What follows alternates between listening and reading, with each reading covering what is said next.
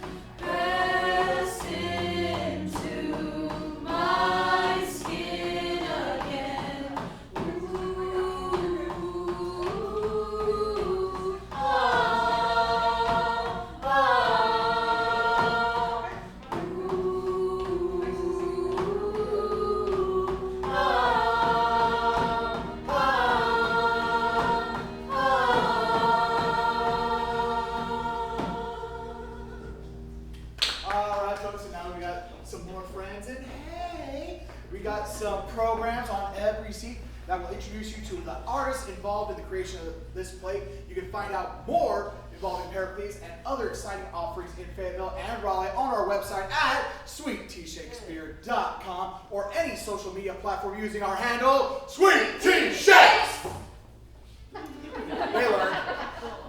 Now, if you're just coming in, or if you've been here for a few minutes, welcome! Now, we invite you to come a little closer, get more comfortable, Because honestly, there's only a few rows you are not safe. We are very friendly, we can get to you anyways. But we have a certain seating that you must not come near yet. Not yet, oh no.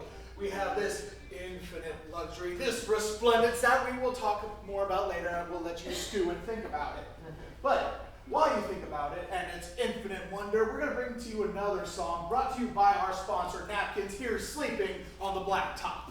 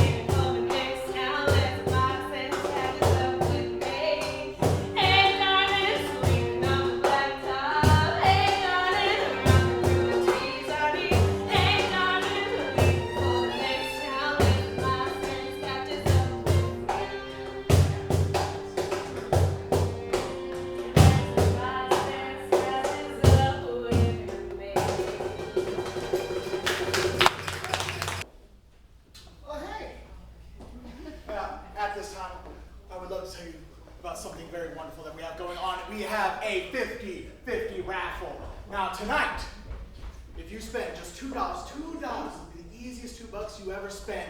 If your ticket is drawn tonight, you will get a lovely scarf. These are fashionable, they're fantastic, they're so soft, and of course, with every raffle ticket, every bit of swag that you buy, not just will you look great, but you'll be supporting the arts. How can you miss out on that?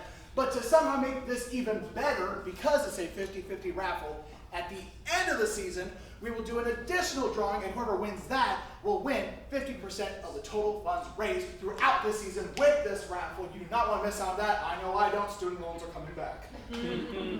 Also, want to point out, we have some very special merchandise that we have not had on previous nights that you guys get the first crack at tonight, including a William Shakespeare's insult generator, insulting band-aids, new mugs, a brand new t-shirt made by our lovely Veronica. Woo! So if you want any of these fantastical, wondrous items, you can go to our front of house, and if you need help purchasing raffle tickets, well, honestly, just look for people who don't look like you. This is not Renaissance Fair. But in the meantime, let's keep things moving right along with Liar.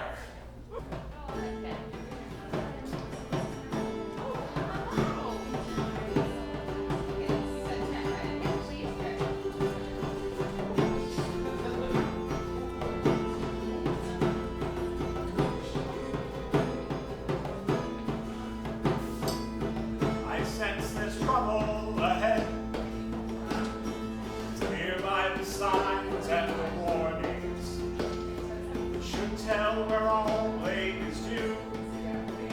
So why are they pointing at my head?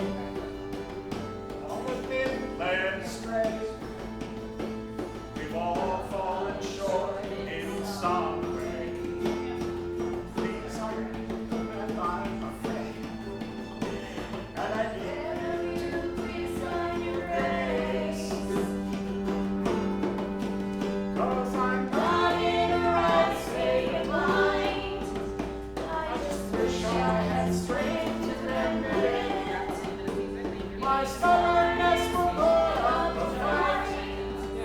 But I don't deserve to win it.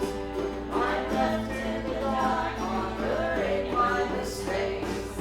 In the light, I swear I will deny it all.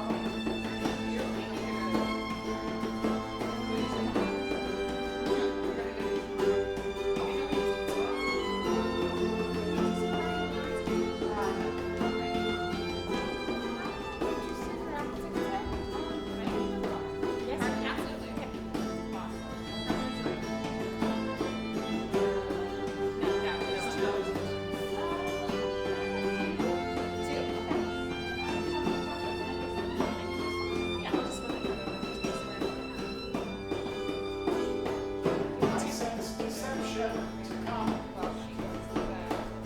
Honestly true, and I have never won.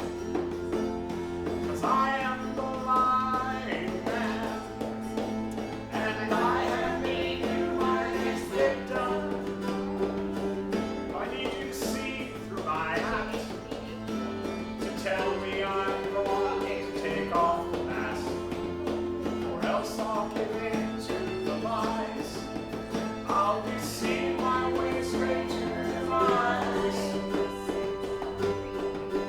'Cause I'm not in the right state of mind.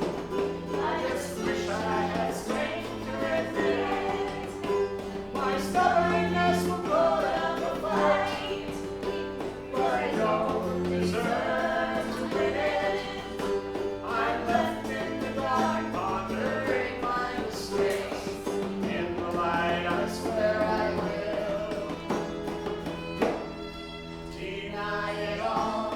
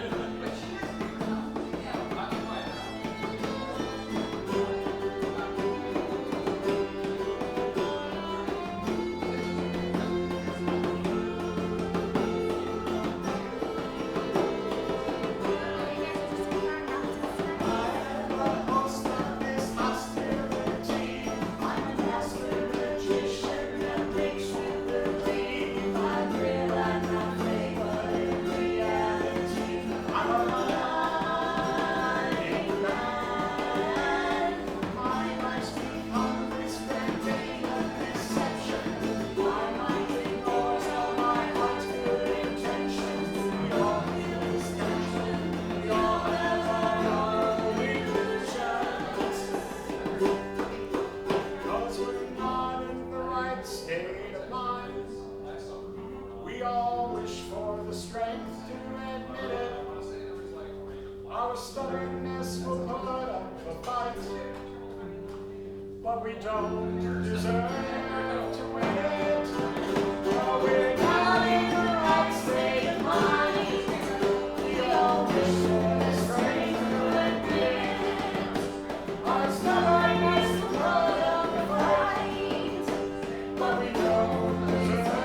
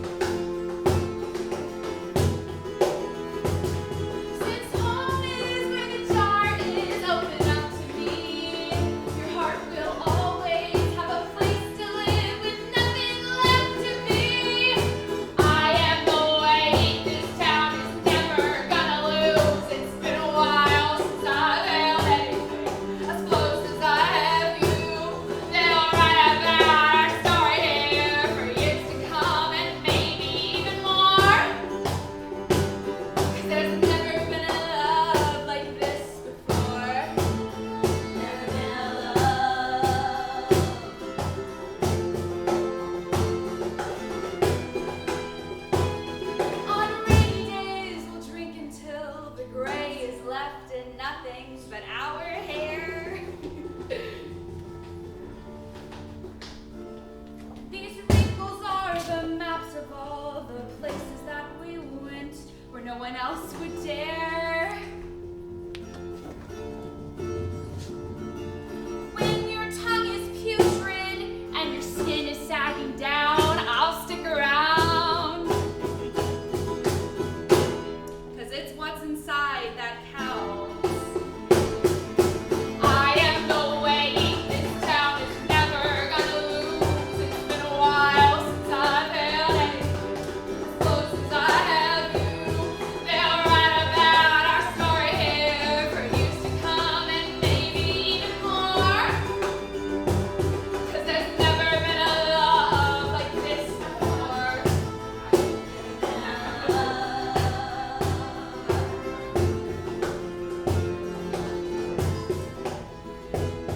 When I lost you to the fire, and I would have just as well.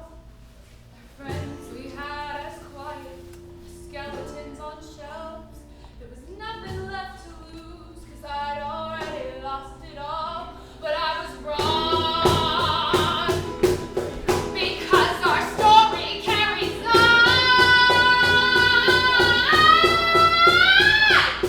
I am the weight this town is never gonna lose. It's been a while since I've held anything as close as I have you.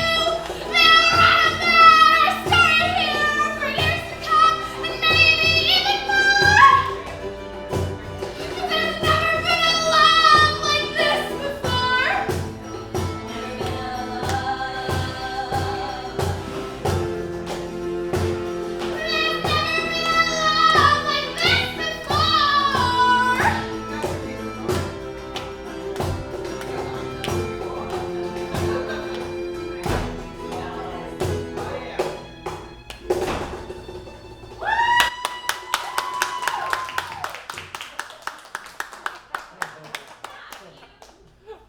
Who said that?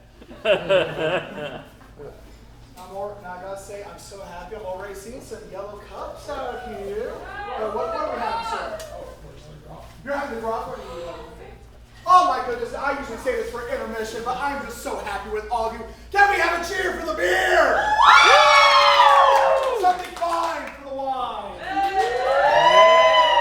And with my yellow cup friends, all hail to the cocktail. Oh, it's such a wonderful time, and let me be honest, my jokes aren't getting any funnier. You might as well. We swear we only have water in this. Now, you can play an integral part in creating the magic you're seeing here. Just visit sweetteashakespeare.com for more info. You can also become a Patreon pledger with a monthly donation to Sweet Tea Shakespeare, or talk to one of us to make a donation tonight. Every donation helps, whether it's $5, $5,000, and in the immortal words of the bard, give us your money if we be friends, and write it off as the tax year ends. And if this is your first time at a Sweet Tea Shake show, thank you all so much for joining us. This is my first time in a Sweet Tea Shake show too. So it'll be new for both of us. But thank you so much for joining us on the adventure. And for everybody returning, welcome the heck back. In the meantime, I think we need to run for cover. Oh no. There's a high tide rising.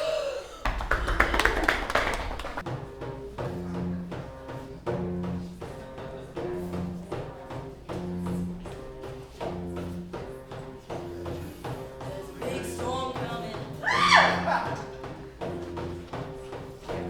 I don't care.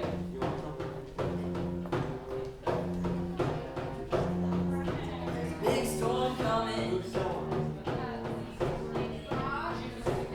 I don't care.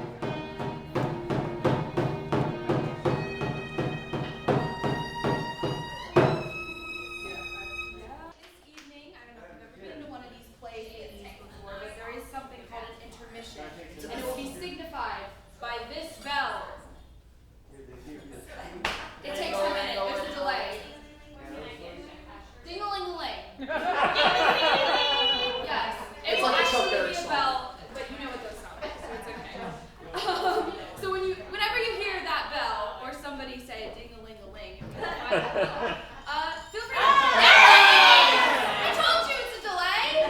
Anyways, feel free to get up and stretch your legs, but also there are songs during that, and if you want to stick around and watch the songs, you can do that too. Great timing on the bell. I thought the bar was looking a little low.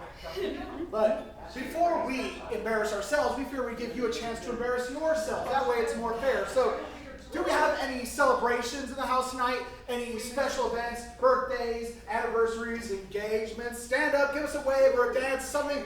Shout it out, anything at all. No. Resignation. Well, It's Saturday. It is it's Saturday! Saturday! And right you are.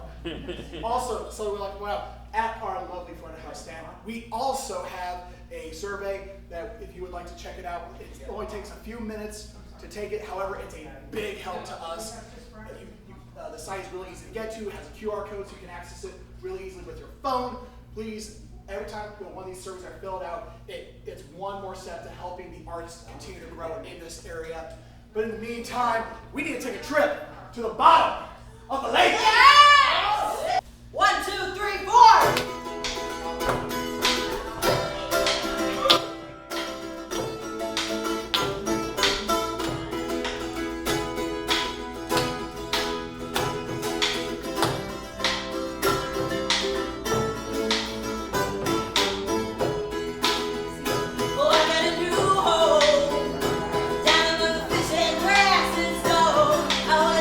Down because I stole money.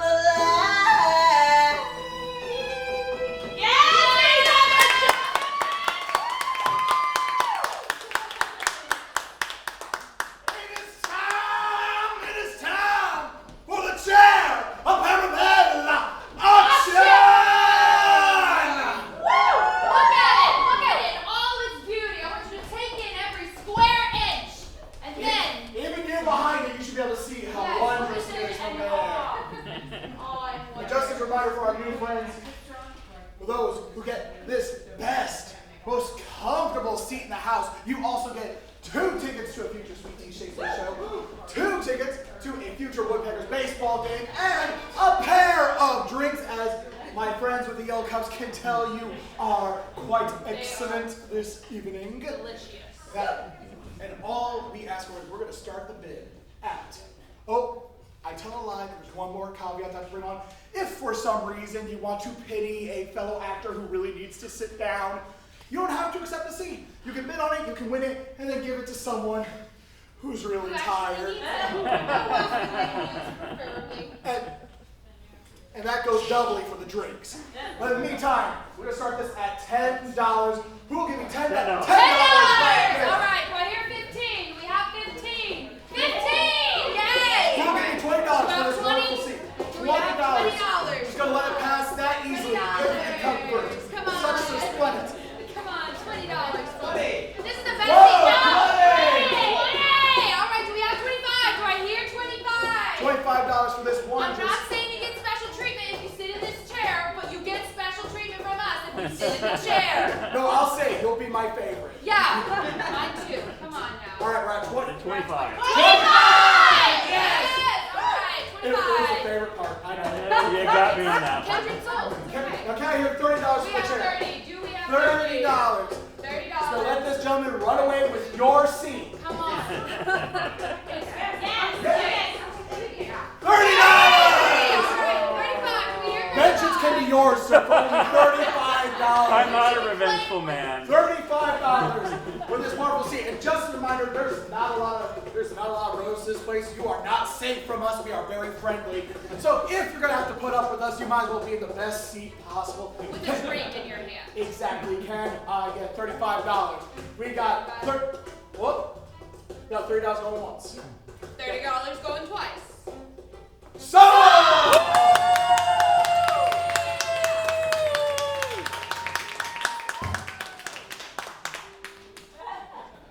Enjoy your seats. I know I would. But for those of you who missed out on this rare opportunity, don't worry, we still got many wonderful things right over there at the front of the house. We got snacks, we got swag, we even got bags to put the swag in. Also, we have, for those of you who are new here, we got our 50-50 raffle, only $2 a ticket. Tonight we give away a wonderful scarf. However, at the end of the season, another ticket will be pulled to win 50% of the total income from that raffle. Also, look at that beautiful scarf. Look at that beautiful scarf. Wow! Look at the scarf, everyone. Look at the colors. Support the arts and make it fashion. Beautiful. We have tumblers, we got cups, we got all sorts of wondrous things. And just for you guys, because I can tell this is a fun group, I'll give you access to my very special deal. Go to the front of the house, give them my name, and they will give you 2 drinks for the price of 2. You're welcome. In the meantime, let's go up to the cloud line.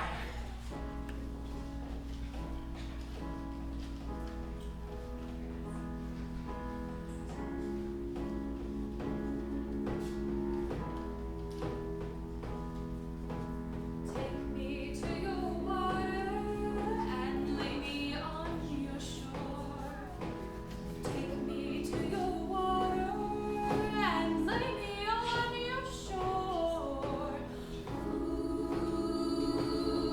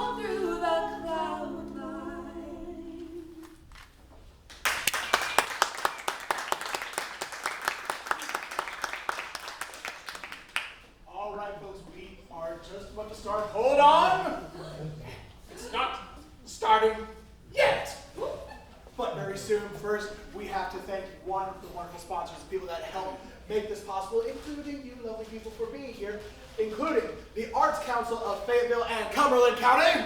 Yeah! Napkins, restaurant, and catering! Paris and Potter Management. Holy Trinity Episcopal Church! Hallelujah! Yeah, that's where we rehearse this thing. The Capital Encore Academy. That's where we are right now. Oh my goodness. Wow! Bethany, of course. Veterans Guardian of Pinehurst. Kirk and Jenny DeVere. And last but certainly not least, Rand and Gregory, attorneys at law. Yeah! Now, let's be real for a minute.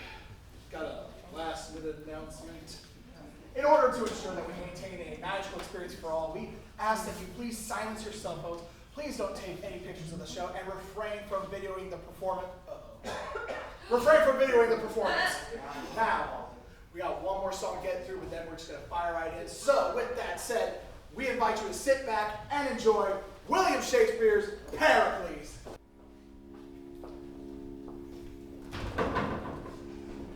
Watch that old fire as it flickers and dies, that once blessed the household and lit up our lives. It shone for the friends and the clinking of glasses. I'll tend to the flame, you can worship the ashes. Capture the wild things and bring them in line, and own what was never your right to confine. The lives and the loves and the songs are what matters. I'll tend to the flame, you can worship the ashes. Do you feel heavy, your eyes drop with grief? Your spirit is strong and your suffering is brief. So never you buckle or bend to the masses. I'll tend to the flame, you can worship the ashes. Get round the fire with a glass of good ale, and tell us the story from beyond the pale. Bury some seeds and expect some strong branches. I'll tend to the flame, you can worship the ashes. Now show me a man that can meet all his need. For what we need most now is unity, see. A common old song for all creeds and all classes. I'll tend to the flame, you can worship the ashes. I'll tend to the flame.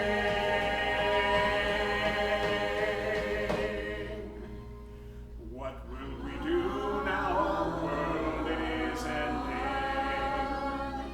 and time it is halted for friend and for foe. Try to hold on to the time as it passes. I'll tend to the flame, you can worship the ashes. I'll tend to the flame, you can worship the ashes. I'll tend to the flame, you can worship the ashes.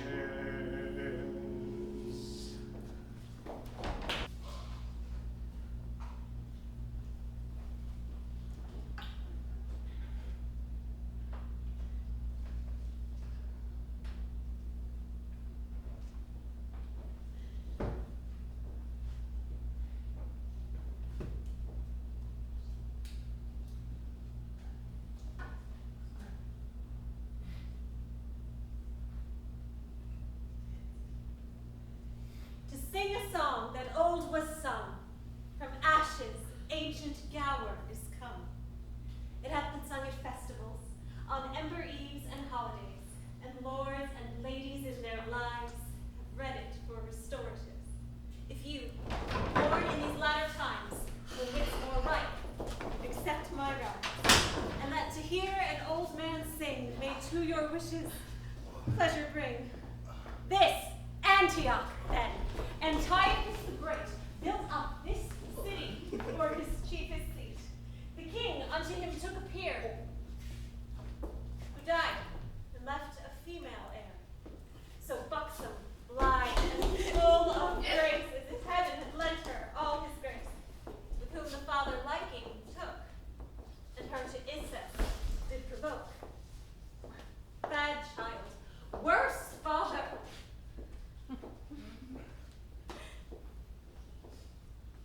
To entice his own to evil should be done by none.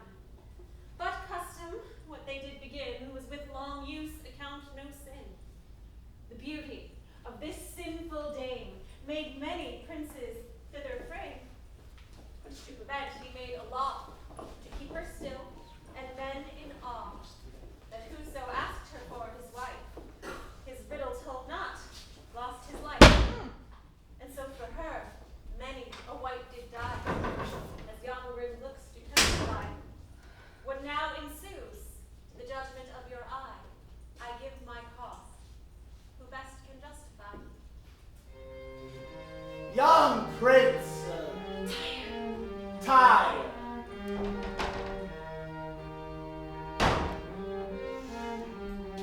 You have at large received the danger of the task you undertake. I have, Antiochus, and with a soul emboldened with the glory of her praise, think death no hazard in this enterprise. Bring in our daughter, clothed like a bride.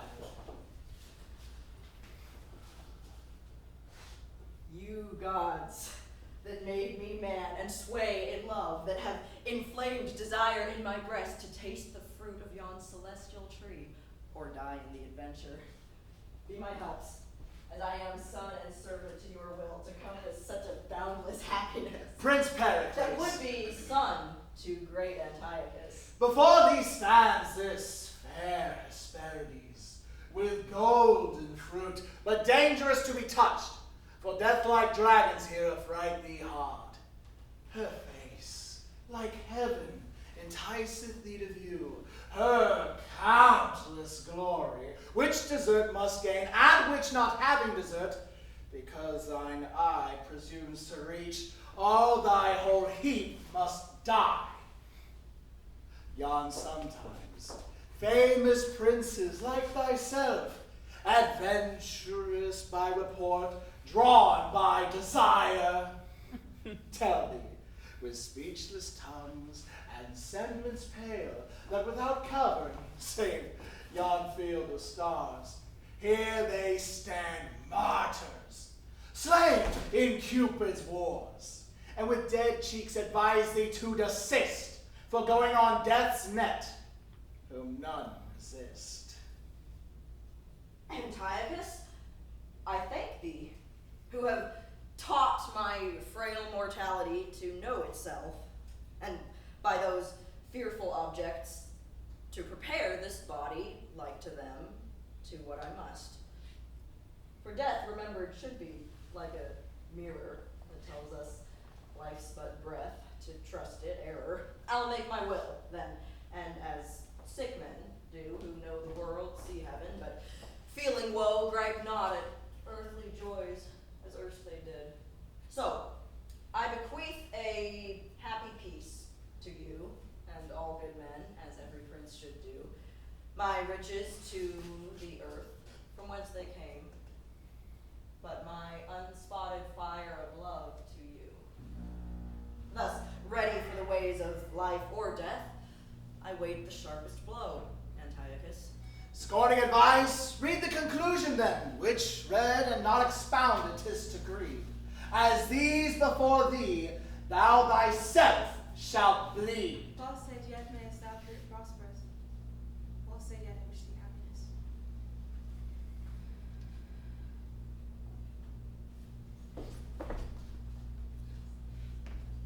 Like a bold champion, I assume the lists, nor ask advice of any other thought but faithfulness and courage.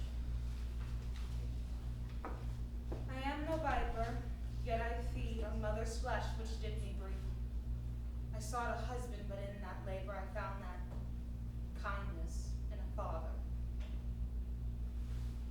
father, son, and husband mild, and mother, wife, and yet his child.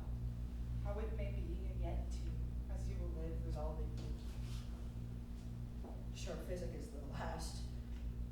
Oh, but you powers that give heaven countless eyes to view men's acts, why cloud they not their sights perpetually, if this be true, which makes me pale to read it?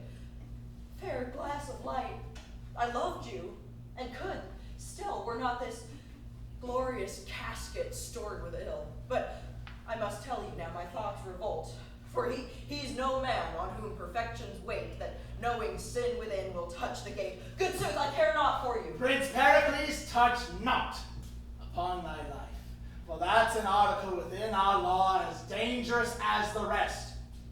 Your time's expired. Either expound now or receive your sentence. Great king, few love to hear the sins they love to act.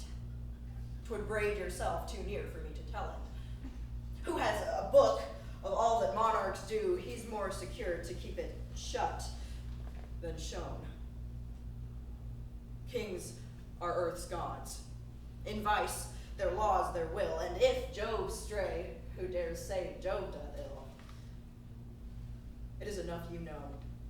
And it is fit, when being more known grows worse, to smother it. All love the womb that their first being bred, then give my tongue like leave to love my head. Heaven never had thy head. He has found the meaning, but I will close with him. Young Prince of Tyre, though by the tenor of our strict edict your exposition misinterpreting, we might proceed to cancel of your days. Yet hope, succeeding from so fair a tree as your fair self, doth tune us otherwise. 40 days longer do we respite you, if by which time our secret be undone, this mercy shows will joy in such a son. And until then, your entertain shall be as doth befit our honor and your worth.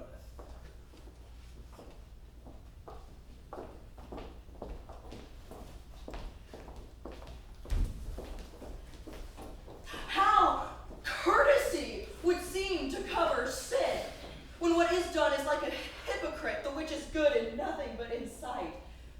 If it be true that I interpret false, then were it certain you were not so bad as with foul incest to abuse your soul, where now you're both a father and a son by your untimely claspings with your child, which pleasure fits a husband, not a father, and she, an eater of her mother's flesh by the defiling of her parents' bed, and both like serpents are, who though they feed on sweetest flowers, yet they poison breed. Antioch, farewell, for wisdom sees, those men blush not in actions blacker than the night, will shun no course to keep them from the light. One sin, I know, another doth provoke. Murder's as near to lust as flame to smoke. Then, lest my lie be cropped to keep you clear, by flight I'll shun the danger which I fear. He hath found the meaning, for which we mean to have his head. He must not live to trumpet forth my infamy, nor tell the world that Antiochus though sin in such a loathing manner. Therefore, instantly this prince must die, for by his fall my honor must keep high. Who attends us there? Doth your highness call? Talion. You are my chamber, Talion. And our mind partakes to her private actions to your secrecy. And for your faithfulness, we will advance you, Talion. Behold, here's poison. And here's gold. Now, we hate the Prince of Tyre, and thou must kill him. If it's thee not to ask the reason why, because I bid it, say, is it done? My lord, 'tis done. Enough. Whoop.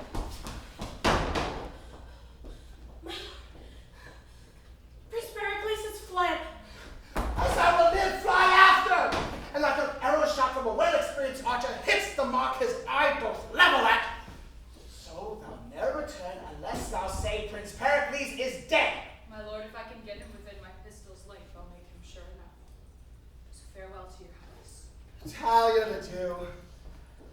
Pericles be dead, my heart can lend no succor to my head.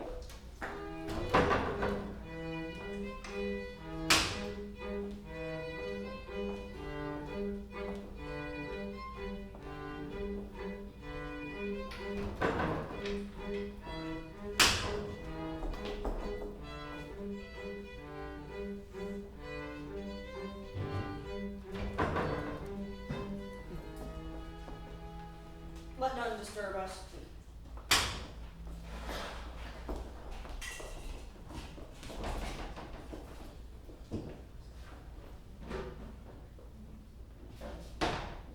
Why should this change of thoughts, the sad companion, dull-eyed melancholy, be my so used a guest as not an hour in the day's glorious walk or peaceful night, the tomb where grief should sleep, can breed me quiet?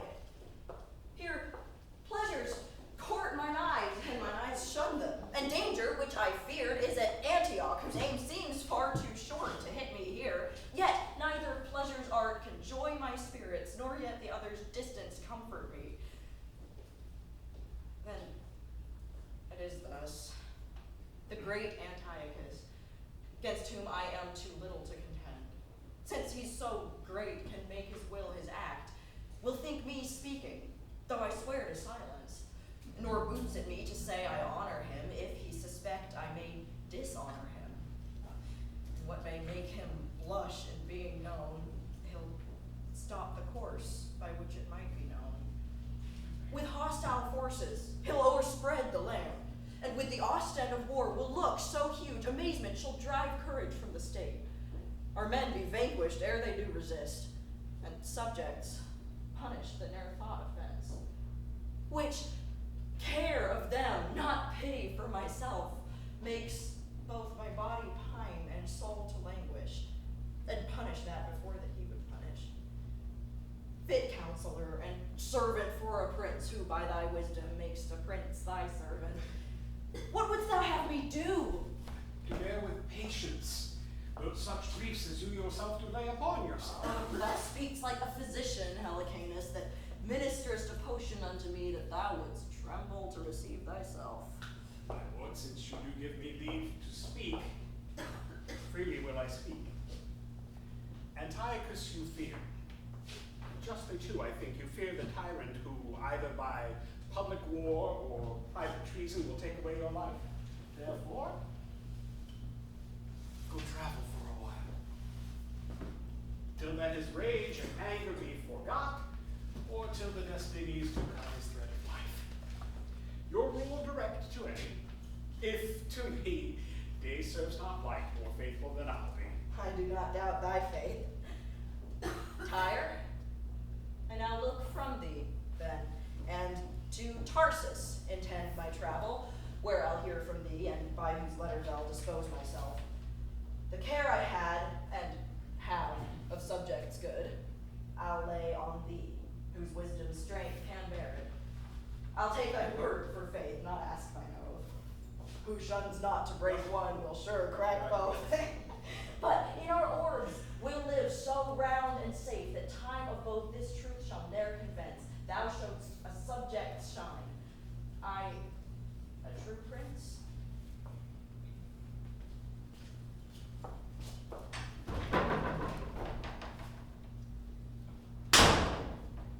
So this is Tyre? And then this the court? Here must I kill King Pericles. And if I do it not, I shall be hanged at home. 'Tis dangerous. Well, I perceived he was a wise fellow and had good discretion, being bid to ask what he would of the king. He desired to know none of his secrets. Now do I see he had some reason for it. For if a king bid a man be a villain, he's bound by the adventure himself to be one. I here come the lords of Tyre! You shall not need, my fellow peers of Tyre, further to question me of your lord's departure. His sealed commission left in trust with me doth speak sufficiently. He's gone to travel. How? The king gone? If further yet you would be just satisfied, why, as it were, a license of your loves, he would travel. give some light unto you. Being in Antioch, From Antioch? royal Antiochus, for what cause I know not, took some displeasure at him, at least he judged so, and to show his sorrow, doubting not that he had erred or sinned, to show his sorrow, he correct himself, so puts himself into the shipman's toil, to whom each minute threatens life and death. Well, I perceive I shall not be hanged now. Although I would, but since he's gone, the king's seas must please. He's escaped the land to perish in the sea. I'll present myself. Peace to the lords of Tyre! Lord Taliad from Antiochus is welcome. From him I come with message under princely Pericles. But since my landing I have understood your lord has betook himself to unknown travels. My message must return from whence it came. We have no reason to desire it. Commend it as to our master, not to us. But ere you yet depart, this we do desire. As friends to Antioch, we may feast in Tyre.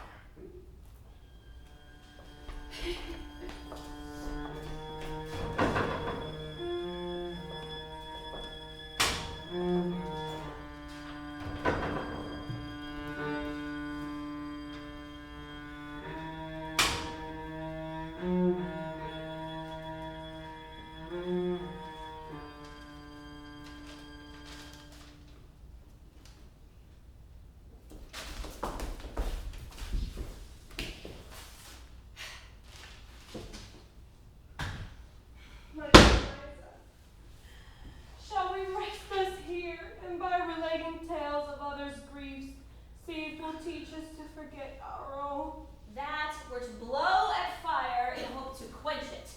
I am Liza. This Tarsus, o'er which I have the government, a city on whom plenty have full hand, for riches drew herself even in the streets, whose towers bore heads so high they kissed the clouds, and strangers never beheld but wondered at, whose men and dames so jaded and adored, like one another's class to trim them by. Their tables were stored full to glad the sight, and thus so much to feed on this delight. All poverty was scorn and pride so great, the name of health were odious to repeat. Oh, 'tis too true. But see what heaven can do. Those palates who not to summers younger must have been benches to the life the taste, would now be glad of bread and bake for it. Those mothers who to nuzzle up their babes thought not too curious are ready now to eat those little darlings whom they loved.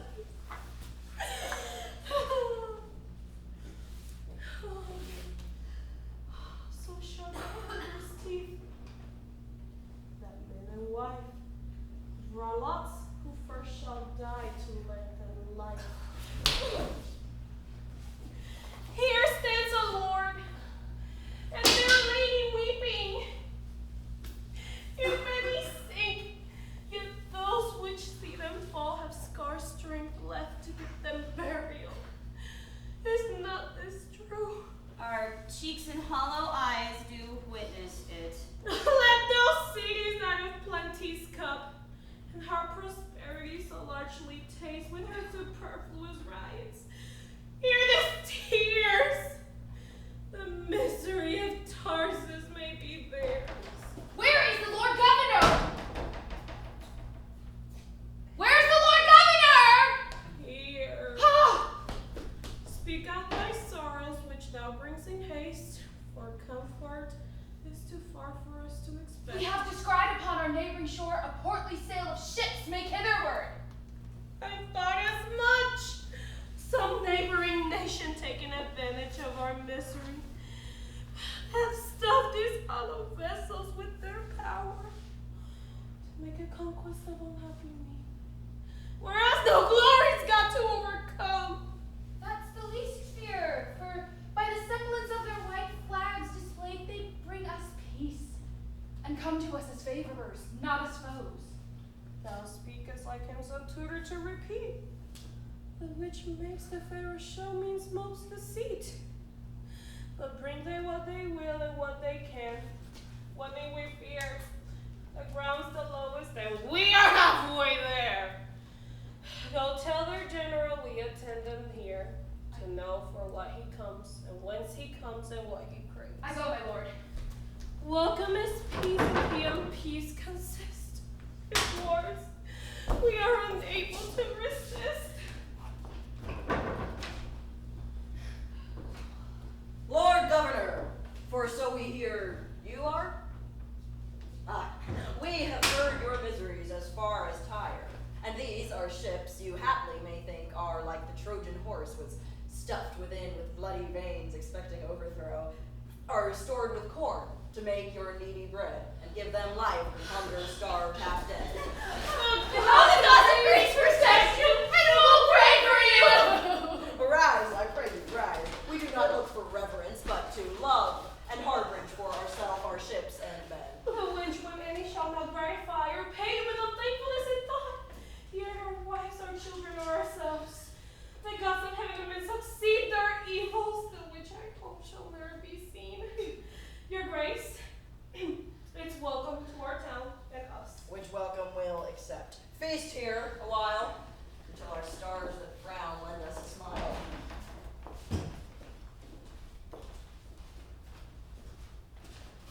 Here you have seen a mighty king, his child in this to incest bring, a better prince, and benign lord who will prove awful both in deed and word. Be quiet then, as men should be, till he has passed necessity. I'll show you those in trouble reign, losing a might, a mountain gain. Good Helicane that stayed at home, and to fulfill his prince's desire, sends word of all that haps in Tyre. How Taliard came to lend with sin, and had intent to murder him, and that his Tarsus was not best, longer for him to make his rest. He doing so,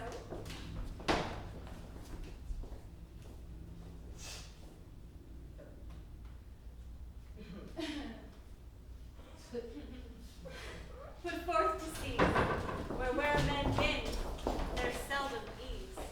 For now the wind begins to blow, thunder above and deep below, makes such unquiet that the ship should house him safe is wrecked and split, and he, good prince, having all lost, by waves from coast to coast is tossed, till fortune, tired with doing bad, threw him ashore to give him glad.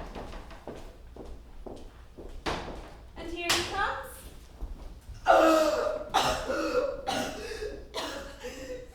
What shall be next? Pardon, old Gower. This long's the text. Yet cease your ire, you angry stars of heaven! Wind, rain, and thunder, remember earthly man is but a substance that must yield to you. Let it suffice the greatness of your powers to have bereft a prince of all his fortune. And having thrown him from your watery grave, you're to have death and peace is all he'll crave. What ho, Pilch! Come and bring away the nets! Catch breach, I say. What say you, master? How thou stirrest now.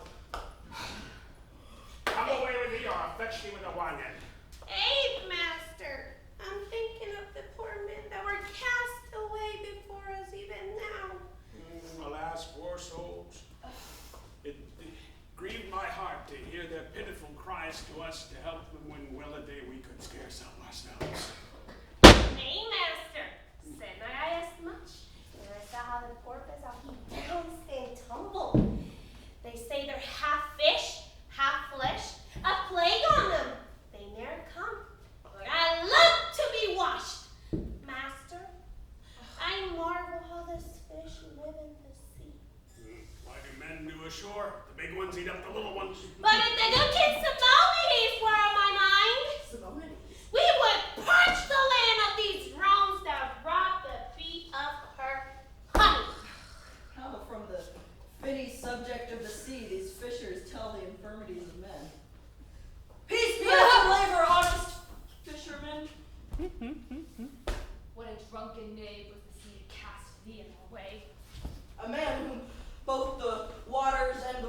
that vast tennis court have made the ball for them to play upon, entreats you, pity him.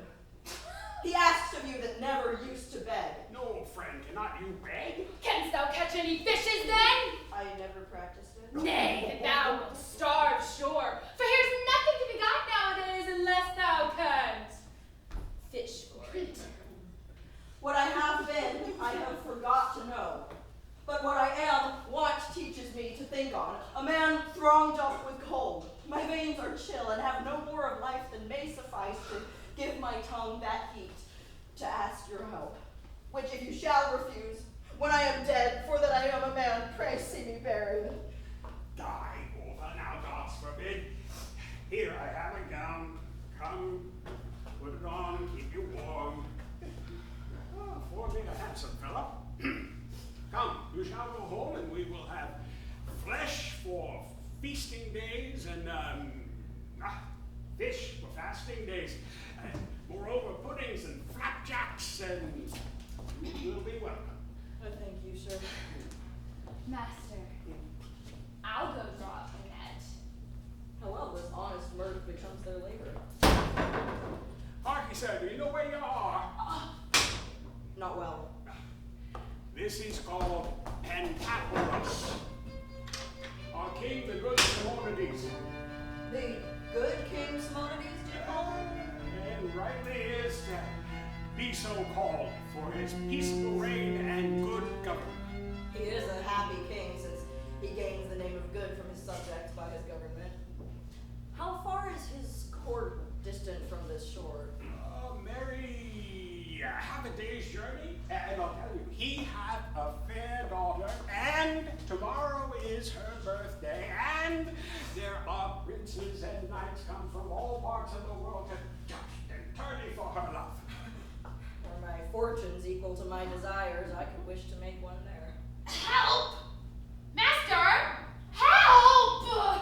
Here's a fish hangs in the net like a poor man's right to the law. It will hardly come out! Ah! Butts on it. 'Tis come at last, and is turned to a rusty armor. Armor? Frank, I pray you let me see it! Thanks, fortune! Yet that after all my crosses thou givest me somewhat to repair myself. And though it was mine own, part of my heritage which my dead father did bequeath to me, with this strict charge, even as he left his life, keep it, my Pericles. It hath been a shield twixt me and death. It kept where I kept. I so dearly loved it. Till the rough seas that spare not any man took it in rage. Though calmed, have given it again.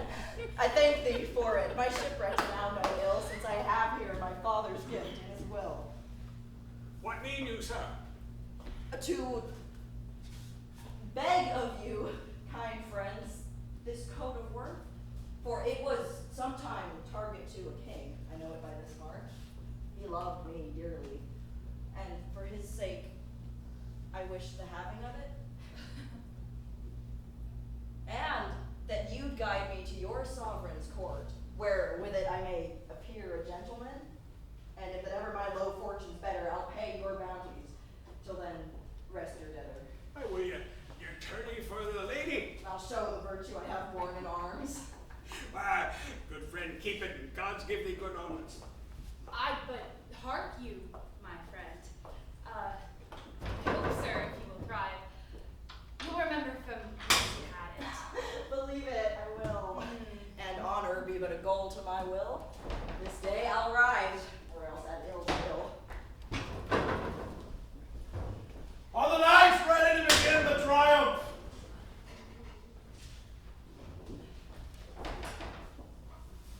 They are my liege, and stay are coming to present themselves. I'll return them, we're ready. And our daughter, in honor of whose birth these triumphs are, sits here like beauty's child, whom nature gat for men to see and seeing wonder at. It pleases my royal father to express my commendations greatest merits less. As fit it should be so, for princes are a model which heaven makes like to itself. As jewels lose their glory if neglected, so princes are renowned if not respected. 'Tis now your honor, daughter, to explain the labor of each knight and his device. Which to preserve mine honor, I'll perform. Who is the first that doth prefer himself? A prince of Medellin, my royal father, and the device he bears upon his shield is an armed knight that's conquered by a lady. The motto thus in Spanish? Qui por ducera que por fuerza.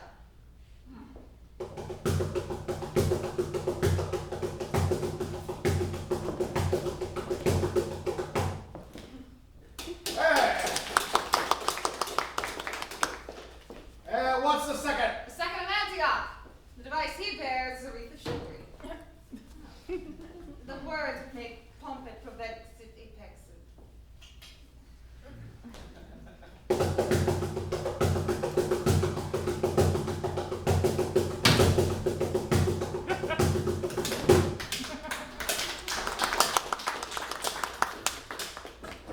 What is the third? A burning torch that's turned upside down. The word quod me elite makes me weep.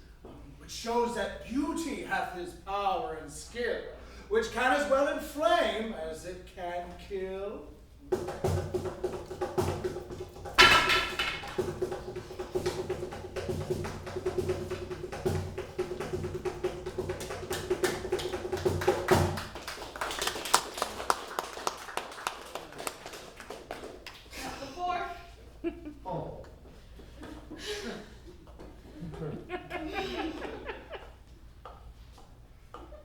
The fourth, a hand environed with clouds holding out gold despite a touchstone tribe. The motto thus, sic spectum fidus.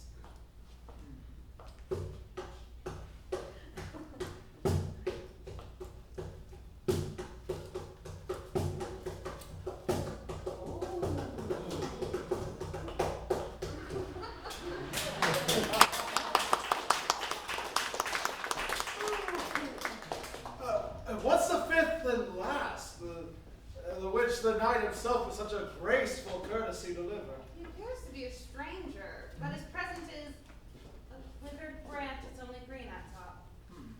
The motto thus, in hoc spe vivo. In this hope I live. A pretty moral. From the dejected state wherein he is, he hopes by you his fortunes may yet flourish.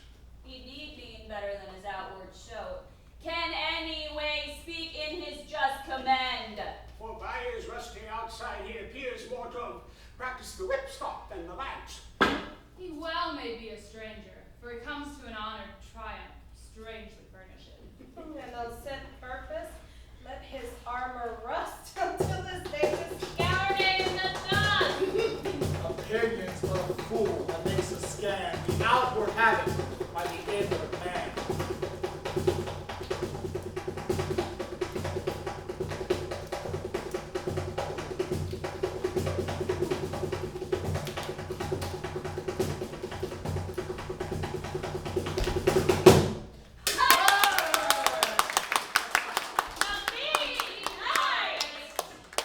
Knights, to say your welcome words superfluous. Prepare for mirth, for mirth becomes a feast. Your princes and my guests. But you, my knight, guest, to whom would speak the victory I give in truncating of this day's happening? 'Tis more by fortune, lady, than by merit. Call it by what you will, the day is yours, and here, I hope, is none that envies it. In framing an artist, art hath thus decreed, to make some good, but others to exceed. And you are her labored scholar. Come, queen of the feast, for daughter, so you are. Here, take your place. Sir, yonder is your place. Some other is more fit.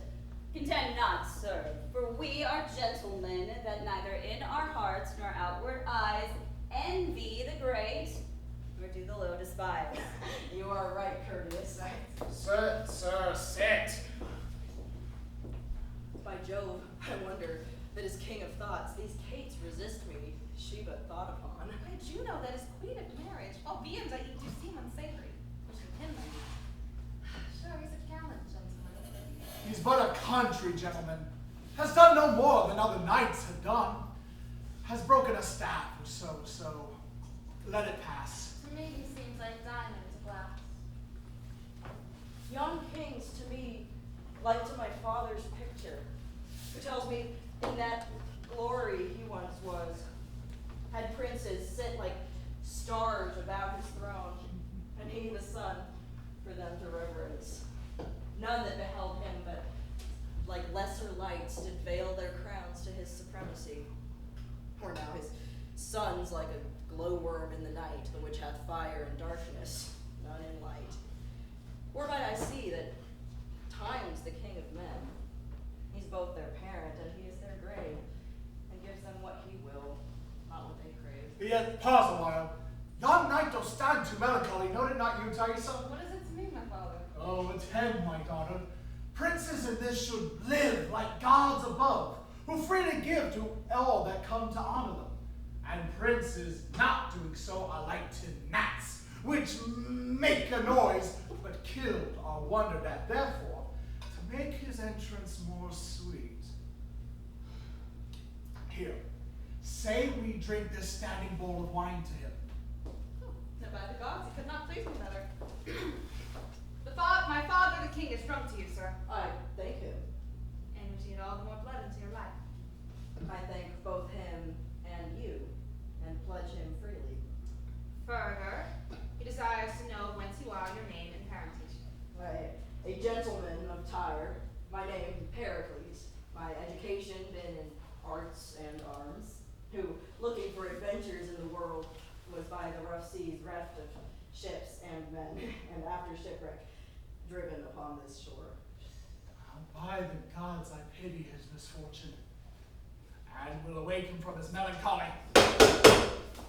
Come, gentlemen, we sit too long on trifles, and waste the time which looks for other revels. Even in your armors, as you are addressed, will very well become a soldier's dance.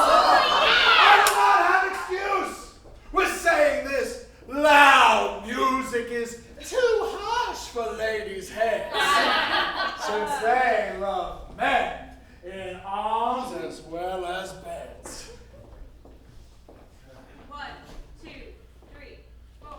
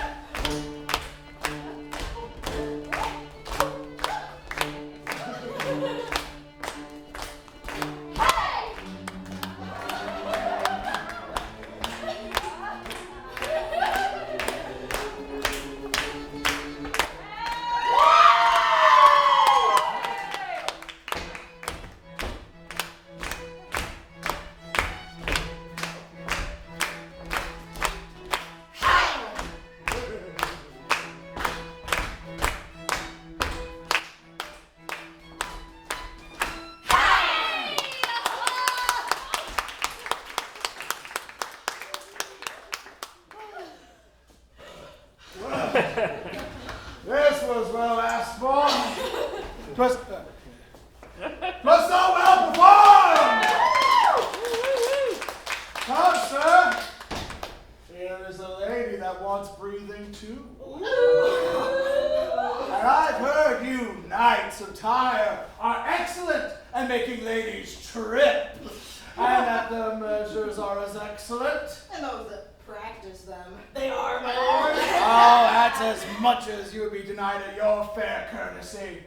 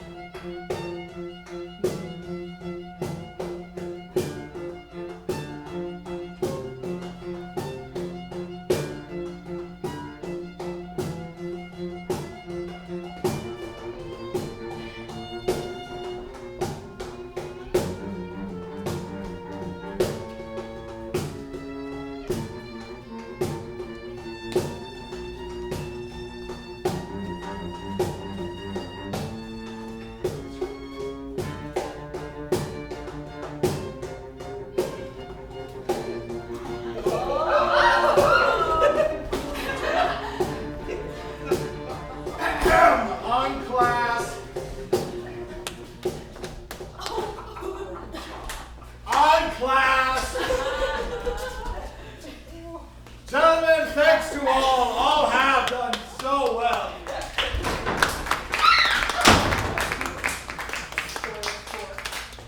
But you the best.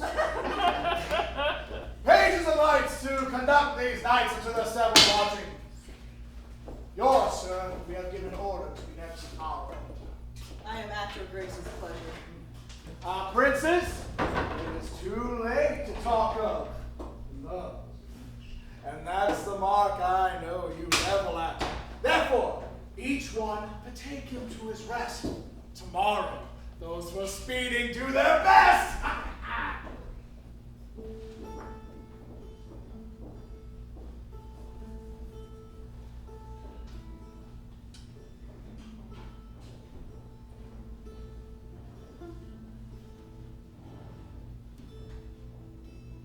Pitch black, pale blue.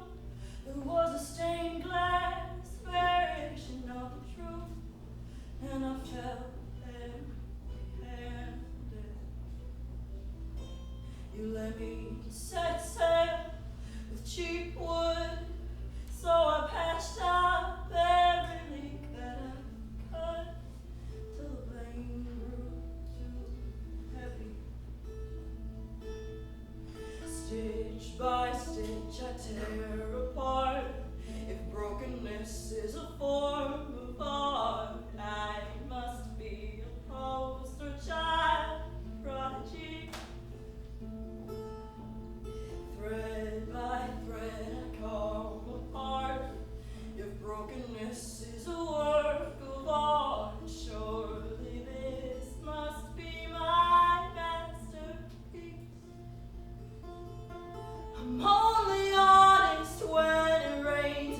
If I time it right, the thunder breaks. When I open my mouth, I wanna tell you I don't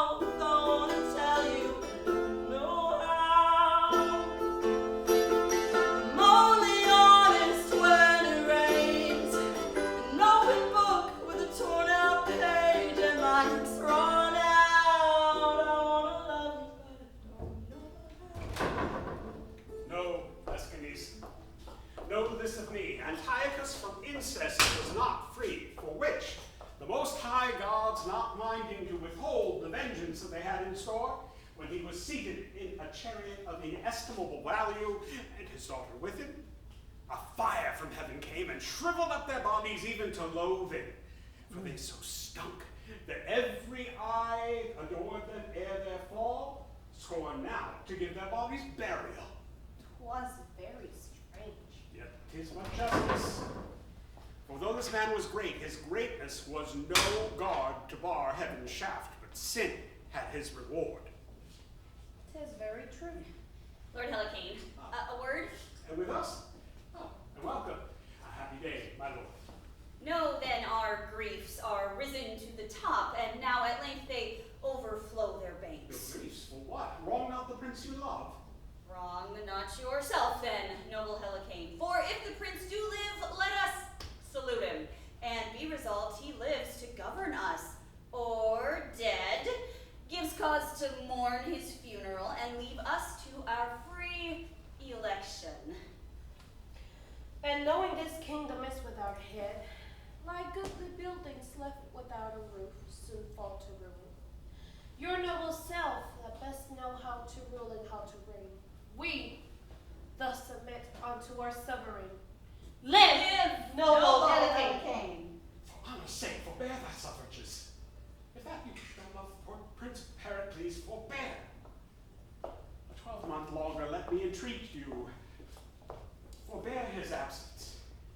If in which time expire he not return, I shall with ancient patience bear your yoke. But if I cannot win you to this love, go. Search for him like noble subjects, and in your search spend all your adventurous worth. Whom if you win and bring unto return, you shall as diamonds sit about his crown. To wisdom he's a fool that will not yield. And since Lord Helicane enjoineth us, we with our travels will endeavor us. Then you love us, we you, and will clasp hands. When peers thus knit, a kingdom ever stands.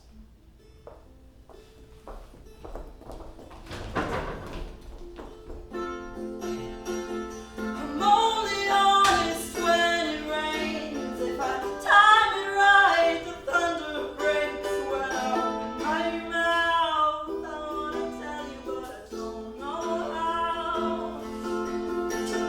I'm only honest when it rains.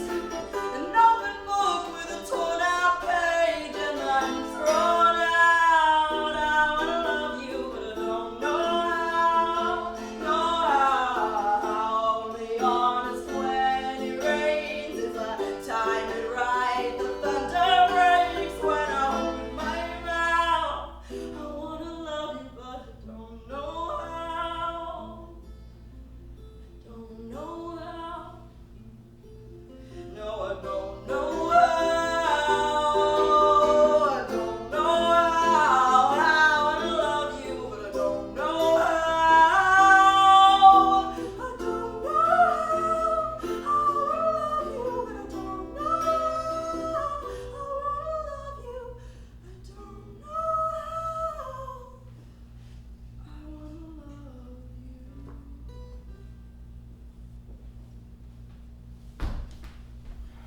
Now to my daughter's letter.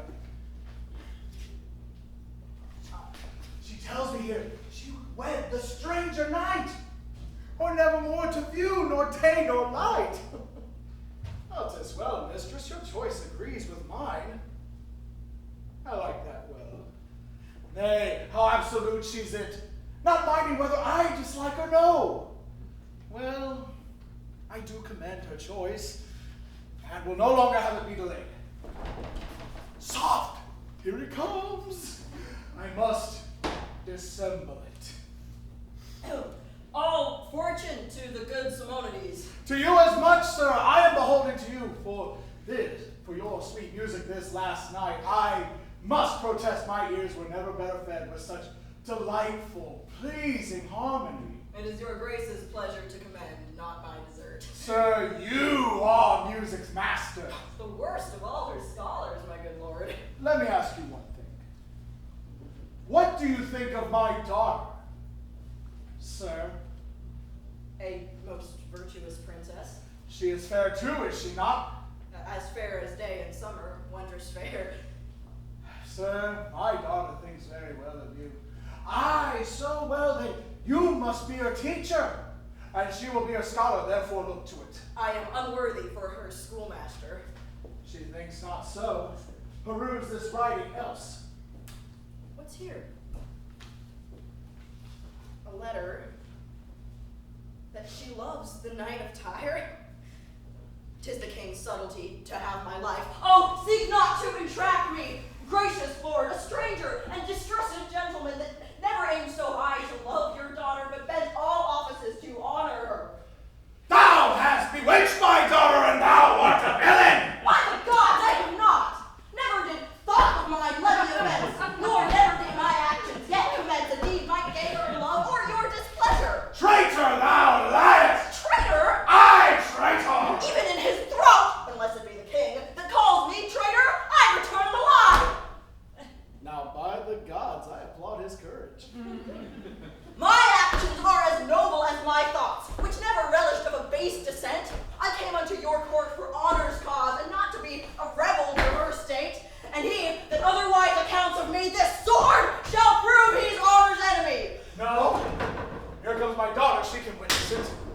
Then, as you are as virtuous as fair, resolve your angry father if my tongue did e'er solicit or my hand subscribe to any syllable that made love to you. Why, sir, say if you had. Who takes offense that that would make me glad? Oh! Are you so peremptory? I am glad on't with all my heart. I will tame you. I will bring you in subjection. Will you, not having my consent, bestow your love and affections on a stranger? Who, for aught I know, may be, nor can I think the contrary, as great as blood as myself. Therefore hear you, mistress. Either frame your will to mine, and you, sir, hear you. Either be ruled by me, or I will make you man and wife. Come, your hands and lips must seal it too. Now being joined, I'll thus your hopes destroy, and for further grief, God give you joy. Are you both pleased? Yes, sir, if you love me. Even as my life, or blood that fosters it. Are you both agreed? Yes, if it please your majesty. It pleaseth me so well that I will see you wed, and with what haste you can, get you to bed.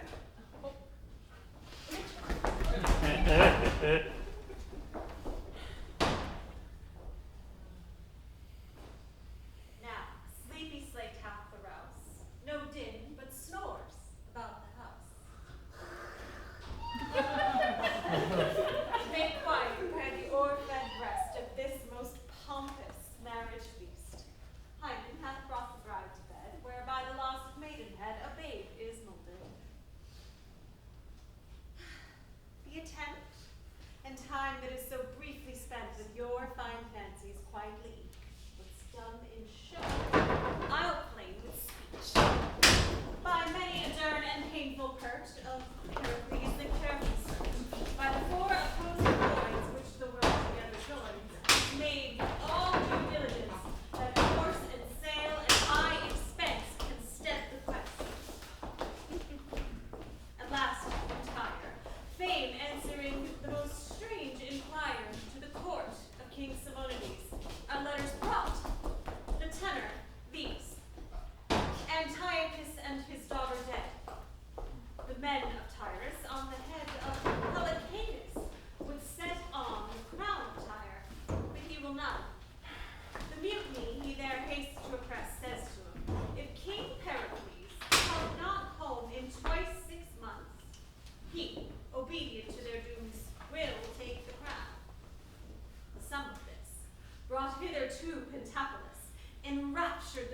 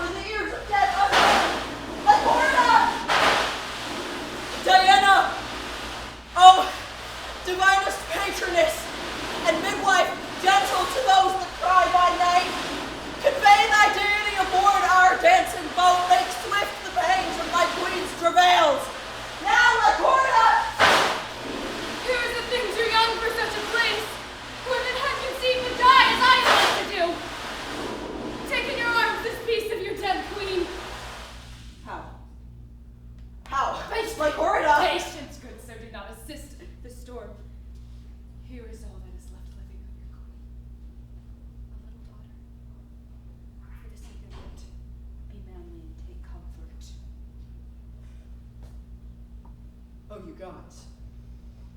Why do you make us love your goodly gifts and snatch them straight away? We here below recall not what we give, and there in may use honor with you. Patience, good sir, even for this charge. No. Mild may be thy life, for a more blusterous birth had never babe. Quiet and gentle thy conditions, for thou art the rudeliest welcome to this world that ever was prince's child. Happy what follows. Thou hast as chiding a nativity as fire, air, water, earth, and heaven can make to herald thee from the womb. Even at the first thy loss is more than can thy portage quit with all thou canst find here. Now, the good gods throw their best eyes upon it. With courage, sir! God save you! Courage enough! I do not fear the flaw, it hath done to me the worst. Yet, for the love of this poor infant, this fresh new seafarer, I would it would be quiet. Sir, your queen must overboard. The sea works high. The wind is loud and will not lie until the ship be cleared of the dead. That's your superstition. Pardon me, sir. Us at sea, it hath been still observed that we are strong in custom. Therefore, briefly yield her, for she must overboard. And you think me, those wretched queens, Here she lies, sir.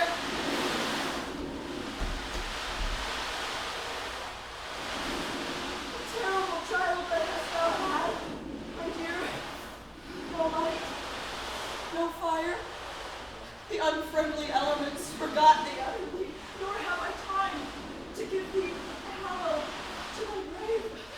Straight must cast thee, scarcely coffin in the ooze, where pour a monument upon thy bones, and airless lips, the belching whale, and flowing water has fallen off the corpse, dying with simple death. Like Werda, lay his babe upon the pillow. Heidi, whilst I say a priestly farewell to her. Silently, woman!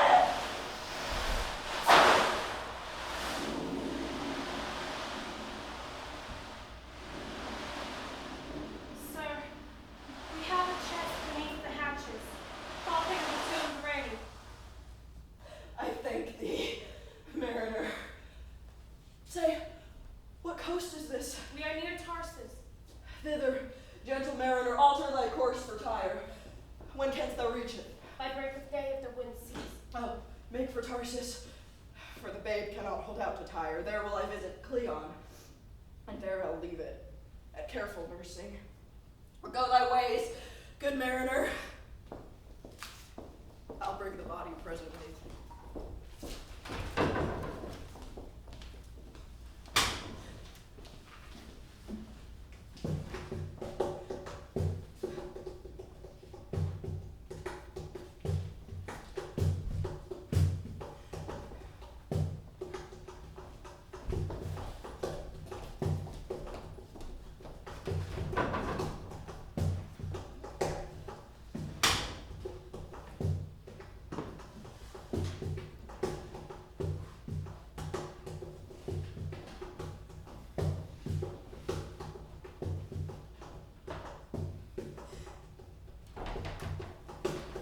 My name is Ho!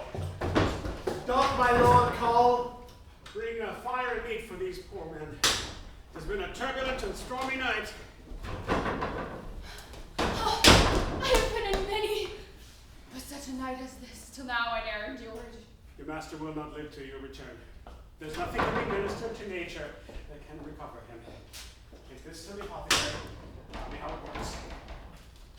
Good morrow. Good morrow to your lordship. Oh, gentlemen, why did you rise so early? Our lodgings standing bleak upon the sea shook as the earth did quake. Surprise and fear made me to quit the house. Like the cost would trouble you so early. 'Tis not our husbandry. Oh, you say well. But I much wonder that your lordship, having rich tire about you, should at these early hours shake off the golden slumber of repose. 'Tis most strange. I ever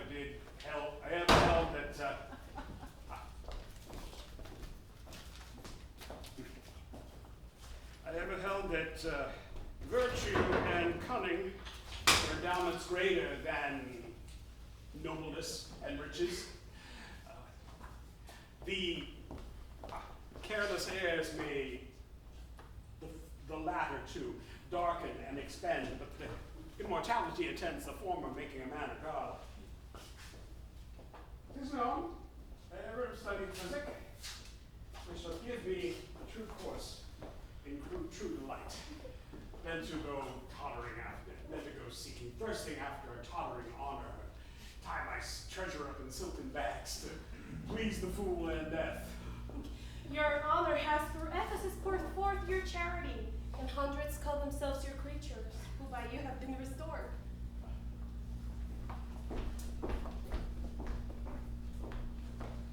So lift there! What is that? Sir, even now did the sea toss this chest upon our shores. 'Tis us a wreck. Set down what's upon. 'Tis like a coffin, sir. Wrench it open straight. Close is caulked and betuned. Soft.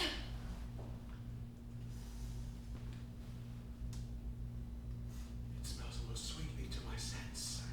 A delicate odor. Has ever hit my nostrils, so up with it.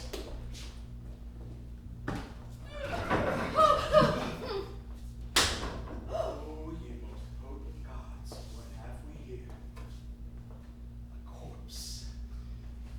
Most strange. Treasured with full bags of spices, passport too.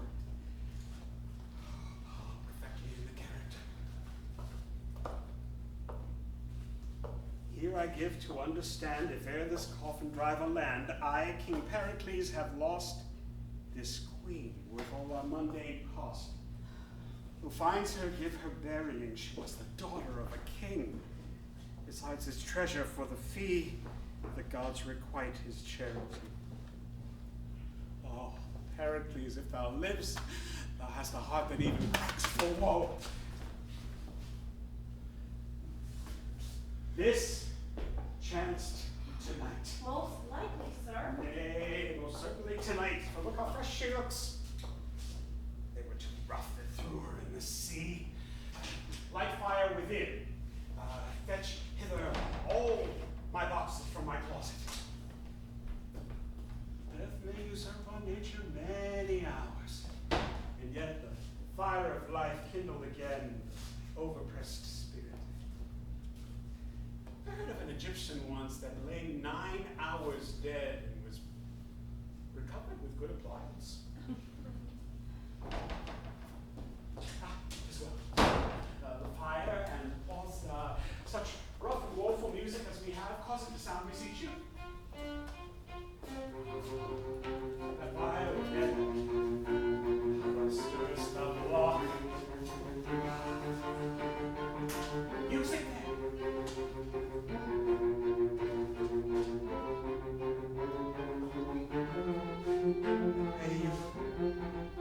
give her air. Gentlemen, this queen will live.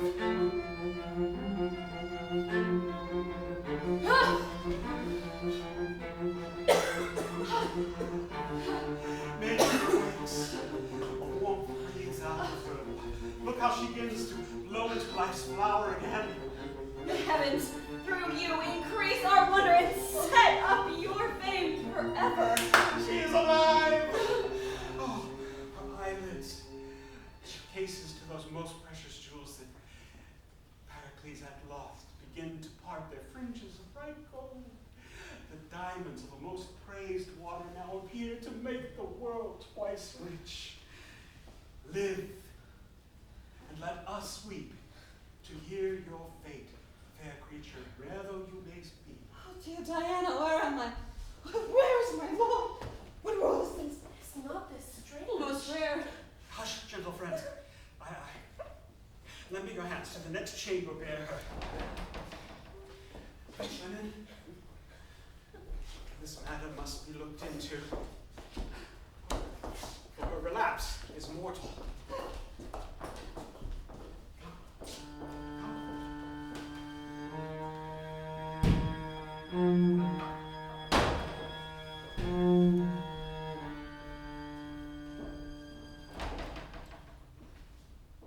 Most honored Cleon, I must needs be gone. My 12 months are expired, and Tyrus stands in the litigious peace. You and your lady take from my heart all thankfulness. The gods make up the rest upon you. Your shafts of fortune, though they hurt you mortally, yet glance full wonderingly on us. Oh, your sweet queen. That the strict fates had pleased you brought her here to have blessed my eyes with her. We cannot but obey the powers above us. Could I rage and roar as doth the sea she lies in, yet the end must be as is. My gentle babe, Marina, whom for she was born at sea, I have named so, here I charge your charity withal, leaving her the infant of your care, beseeching you to give her princely training that she may be mannered as she is born. Fear not, my lord, but thank your grace that fed my country with your corn, for which the people's prayers do fall upon you, must in your child be thought on. If neglection should therein make me vile, the common body by you relieved, would force me to my duty, but if to that my nature need a spur, let the gods revenge it upon me and mine, to the end of generation. I believe you. Your honor and your goodness teach me to it without your vows. Till she be married, madam, by bright Diana, whom we honor all, unscissored shall this hair of mine remain, though I show ill in it. So I take my leave. Madam, make me blessed in your care in bringing up my child. I have won myself, who shall not be more dear to my regard than yours, my lord. Madam, my thanks and prayers. We'll bring your grace into the age of the world, then give you up to the mass Neptunes and the gentlest winds of heaven. I will embrace your offer. Come, dearest madam. Oh, no tears.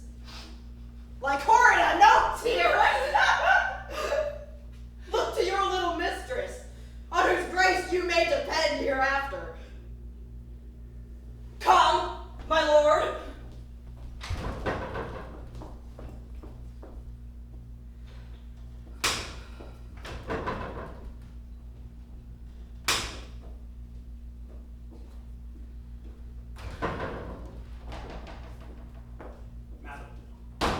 This letter and some certain jewels lay with you in your coffer, which are yours now to command.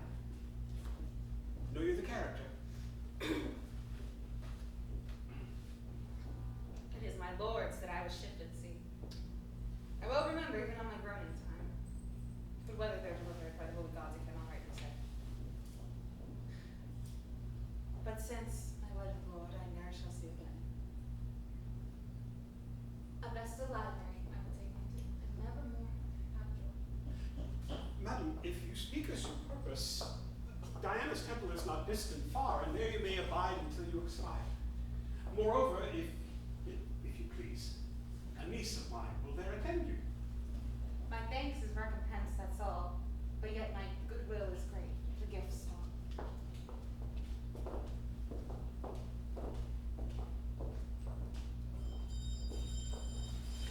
With that most heavenly bell that we are currently at intermission, please take this time, get up, stretch your legs, weeble, wobble, please don't fall down if you can avoid it. And while you have this time, please peruse our lovely front of house, and matter of fact, please return any candles if you're not already to the front of house. See what you miss out when you don't come to the front? Next time, it's okay. Also, I'd like to remind you that we are getting a little low on time if you want to take part in our 50-50 raffle. A reminder, we are giving away a gorgeous scarf. Can I see the scarf? Someone who's waiting. I need the scarf. I must see it. I must see it. I must see it. Here it is. So,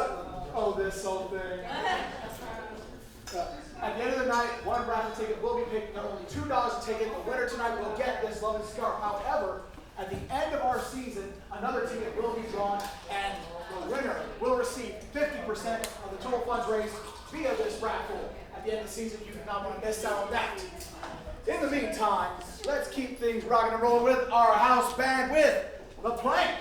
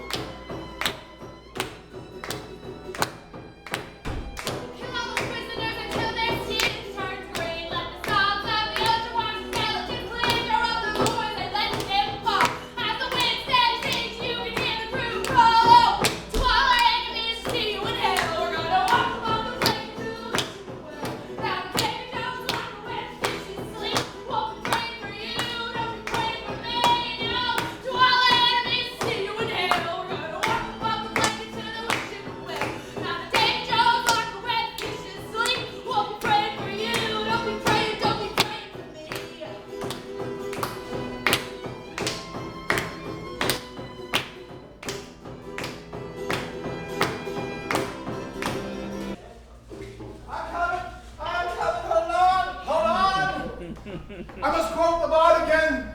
I am moved with inspiration. We few, we sloppy few, we band of drunkards. For he today who drinks with me shall be my drinking buddy. I see more and more cups amongst you, and I know you are indeed true artists. One more cheer for the beer! And again, something fine for the wine. And a hail to the cocktail. Hail! And once again, I would just like to remind you that I never lie, told you. But we have a lovely beverage. Get it while you may. Now, moving things right along. Help us make this magic happen all year by becoming a sponsor. You can talk to any one of us for more information, or you can become a Patreon pledger. Get a first look at behind-the-scenes process of Sweet Tea Shakespeare. You can do that right now with any one of us. And once again, 50-50 raffle. Take part. In fact, buy me a few tickets. Your student loans they're not going to say no. But in the meantime, let's continue with Dead in the Water.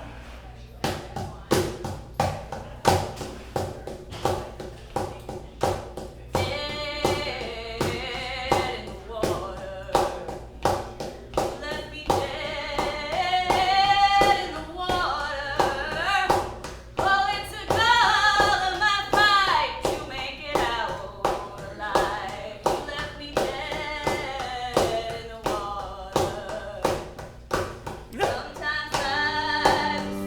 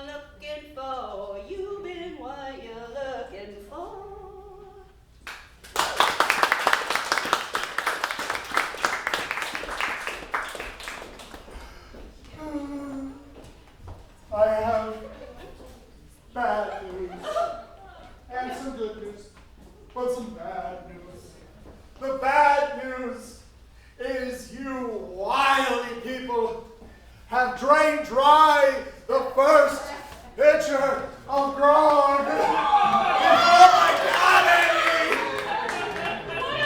But the good news is we got more. If you're enjoying your time with us, the best gift that you can give is to give back to us, is tell your friends, help us share these shows, find us on socials, tag us at Sweet Tea Shakes. Love you guys. Yeah, I think we need another one. Tag us at Sweet Tea Shakes. Good job. And now we are about to go into the second act of our show, which means it's time to give this lovely thing away. Bring on the jar! Let the ritual be observed.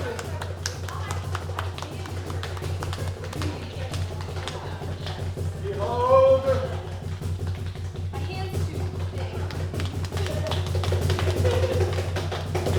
Jade!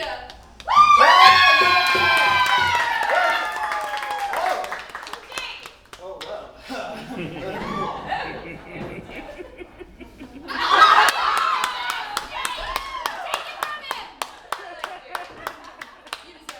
Acting. Now, with that said, I think it's time we can take a trip down a new river.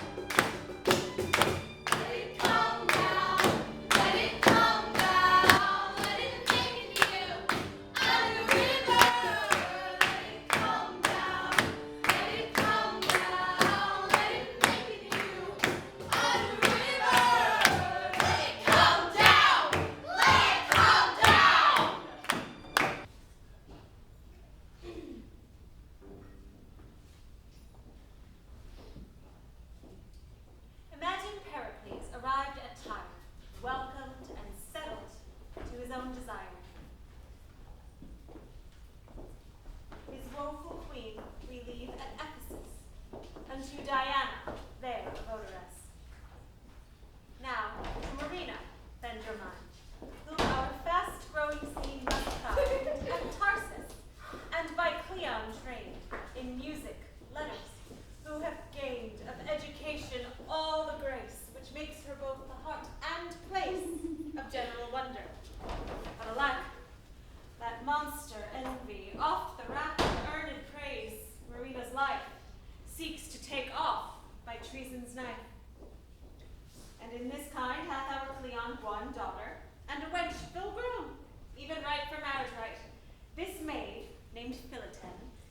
said for certain in our story she would ever with Marina be. Cleon's wife, with envy rare, a present murderer, does prepare for good Marina, that her daughter might stand peerless by this slaughter. The sooner her vile thoughts do stead, like Clara, our nurse, is dead. And cursed Dionysa hath the pregnant instrument of wrath pressed for this blow. The unborn event I do commend to your content. Only I carry winged time, post on the lame feet my rhyme, which never could I so convey, unless your thoughts went on my way. Dionysa does appear, with Leonine, a murderer. Thy oath remember, thou hast sworn to do it. 'Tis but a blow which never shall be known. Thou canst not do a thing in the world so soon to yield thee so much profit. Let not conscience, which is but cold, inflame love in thy bosom, nor let pity, which even women have cast off, melt thee, but be a soldier to thy purpose. I will do it. But yet she is a goodly creature. Fitter than the god should have her. Here she comes, weeping for her only mistress' death. Thou art resolved. I am resolved. Oh no, I will rob tell us of her weeds, strew thy green with flowers. Yellows, blues, purple, violets, shall a carpet hang upon thy grave as summer days do laugh. I am a poor maid. Born in a tempest where my mother dies. This world to me is like a lasting storm, wearying from my friends. How now, Marina? Why do you keep alone? How chance my daughter is not with you? Do not consume your blood with sorrow when you have a nurse of me. Lord, how your favors changed with this unprofitable woe. Give me your flowers ere the sea mar it. Walk with Leonine. The air is quick there, and it pierces and sharpens the stomach. Come, Leonine. Take her by the arm. Walk with her. No, I pray you, I'll not breathe your servant. Come, I love the king, your father, and yourself with more than foreign heart. We every day expect him here when he shall come and find our paragon to all reports thus blasted. He will repent the breadth of his great voyage. Blame both my lord and me that we have taken no care to your best courses. Go, I pray you, walk and be cheerful once again. Reserve that excellent complexion which did steal the eyes of young and old. Care not for me, I can go home alone. Well, I will go, but yet I have no desire to. So come, I know 'tis good for you. Walk half an hour, Leonine at the least. Remember what I've said. I warrant you, madam. I'll leave you, my sweet lady, for a while. Pray, walk softly. Do not heat your blood. What? I must have a care of you. My thanks, sweet madam.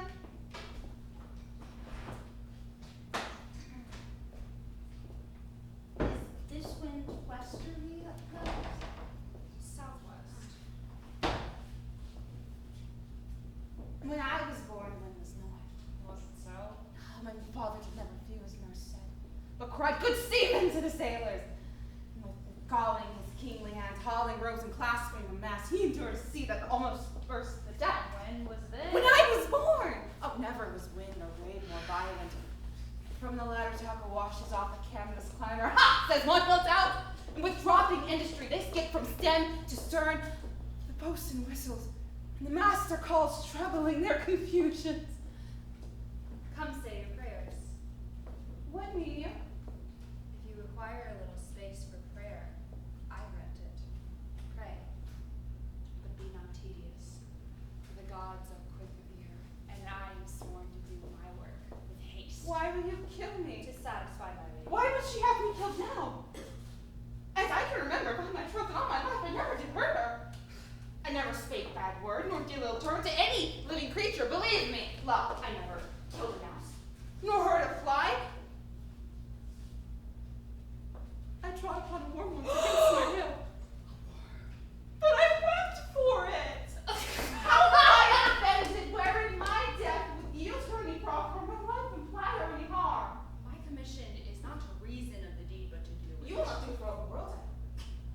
You are well favored, and your looks foreshow you have a gentle heart. I saw Lazily when you conferred parting to that thought. It showed well in you. Good to do so now. Your mistress seeks my life. Come you between and stay for me. The weaker. I am sworn and will dispatch.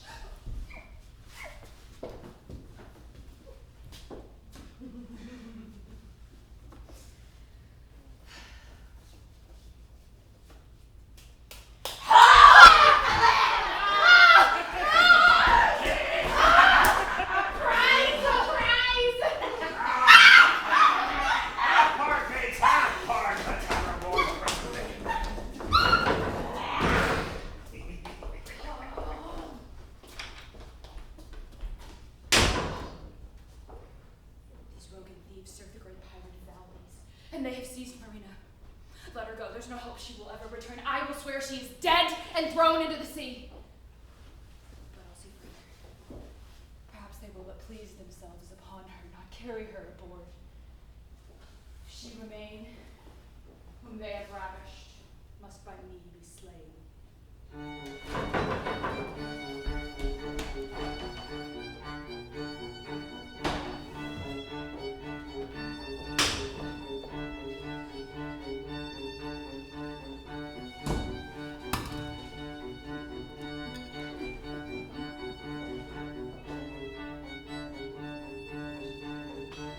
Bolt! Sir? Search the market narrowly. Megalyn is full of gallons, and we lost too much money this month by being too winchless. We were never so much out of creatures. We have the poor, too, and they can do no more than they can do, and they, with continual action, are as good as rotten. Therefore, let's have fresh ones. Whatever we pay for them, if there be not a conscience to be used in every trade, we shall never prosper. Thus says true in faith. 'Tis not our bringing up of poor bastards, as I think I have brought up some 11. Aye, 11. Brought him back down again. But shall I go to the market? What else, man? The stuff we have? A strong wind would blow it to bits. They are so pitifully sodden. I'll go search the market.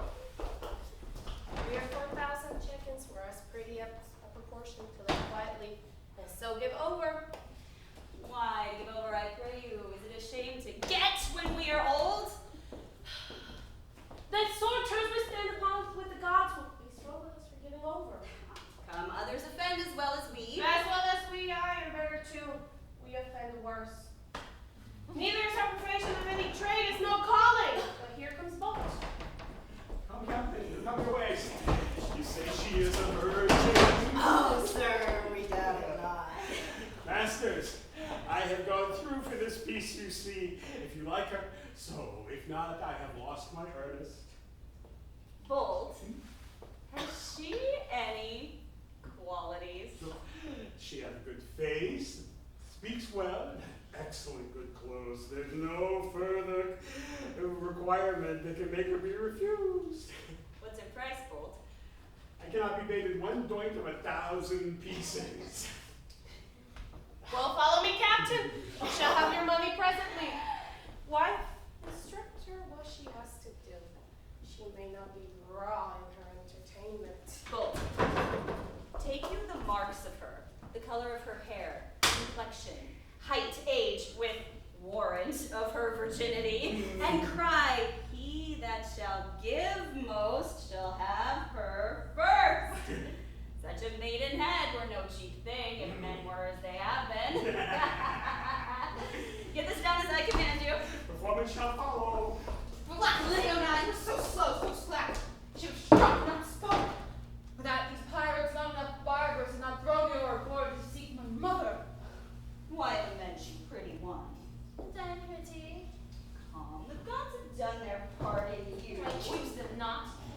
You are like unto my hands where you are like to live. The more my fault to escape his hands where I was like to die. And you shall live in pleasure. No. Yes, indeed shall you. And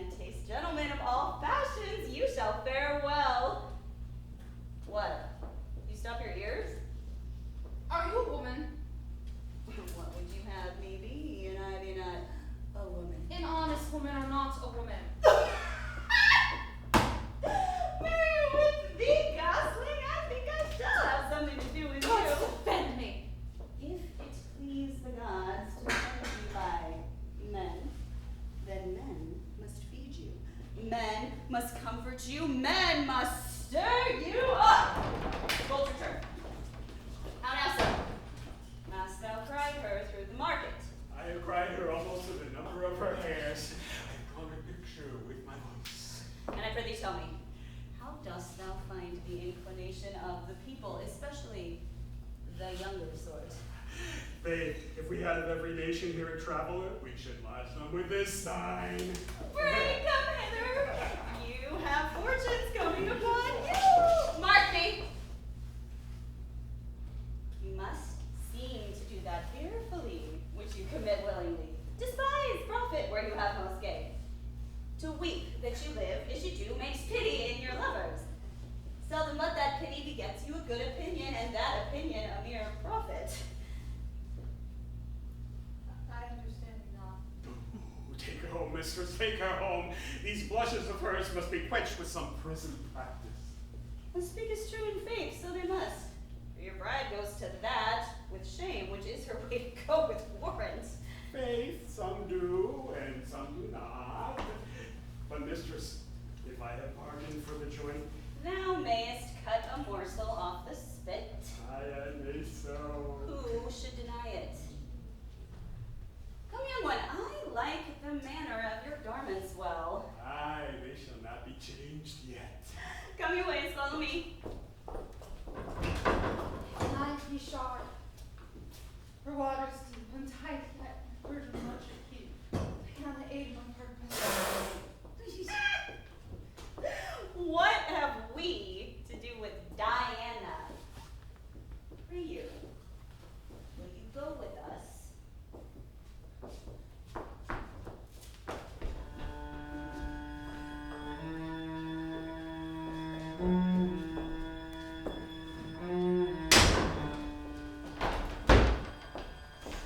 Why, foolish? Can it be undone? I am as such a slaughter to summon Munderlo God. I think you'll turn a child again. Were I chief lord of this spacious world, I'd give it to him due to thee. Villainly, a man whom thou hast poisoned too. If thou hast drunk to him and have been in kindness becoming well thy act, what canst thou say when the Pericles shall demand his child? And she is dead! Nurses are not the fate. To trust her is not ever to preserve. She died at night. I'll say so. Who can cross it? Unless you play the pious innocent and for an honest attribute cry out, she died by foul play. Oh, go to. Well, of all the faults beneath the heavens, the gods do like this worst. Be it so then. That none does know, but you, how she came dead. Nor none can know, Leonine being gone. She did disdain my child, and stood between her and her fortunes. None would look on her, but cast their gazes on Marina's face, while ours was blurted at and held a mulkin not worth the time of day. It pierced me through. And though you call my course unnatural, you not your child well-loving, yet I find it greets me as an enterprise of kindness, performant to your sole daughter. Heavens forgive it. And as for Pericles, what should he say? We wept after her hearse, and yet we mourn.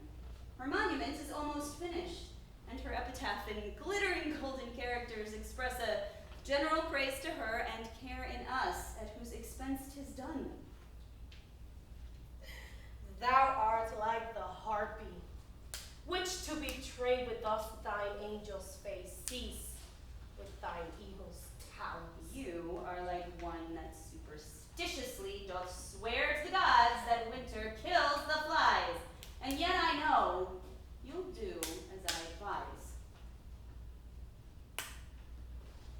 Pericles is now again thwarting the wayward seas, by many a lord and knight, to see his daughter, all his life's delight.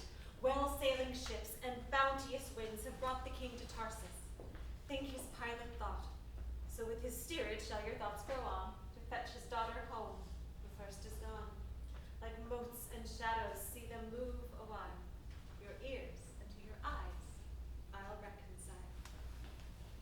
See how belief may suffer by this foul show. This borrowed passion stands for true old woe.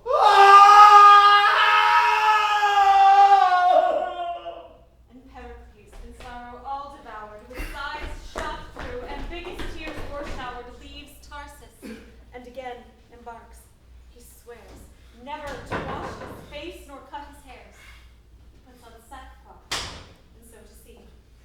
bears a tempest which his mortal vessel tears, and yet he rides it out.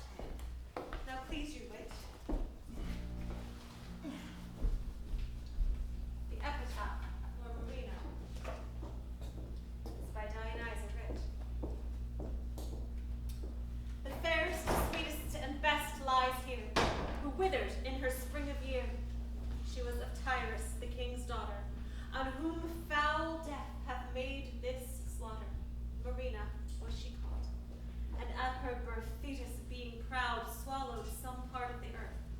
Therefore the earth, fearing to be o'erflowered, had Thetis' birth child on heavens bestowed.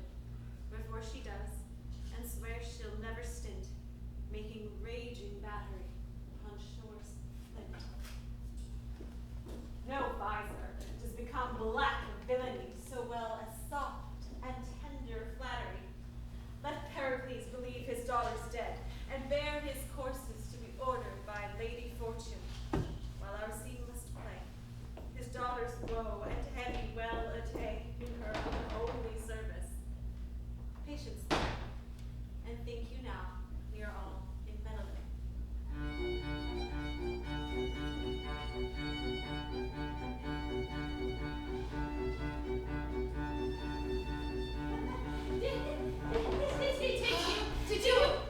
Did you ever hear that? No, nor will. No! Please. Hope! Hope! I will have no more of bawdy houses. I will do anything now that is virtuous, though. I'll go hear the vestal sing! Oh, but one more thing. I am out of the road of rutting forever!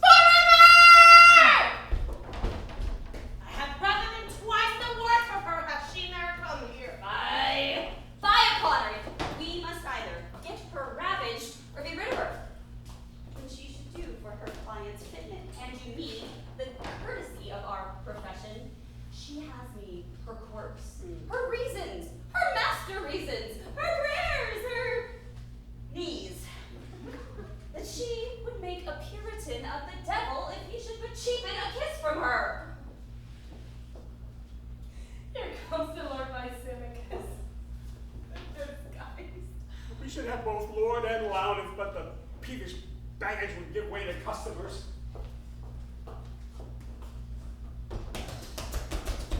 How now? How? A dozen of virginities? Oh, now the gods to bless your honor.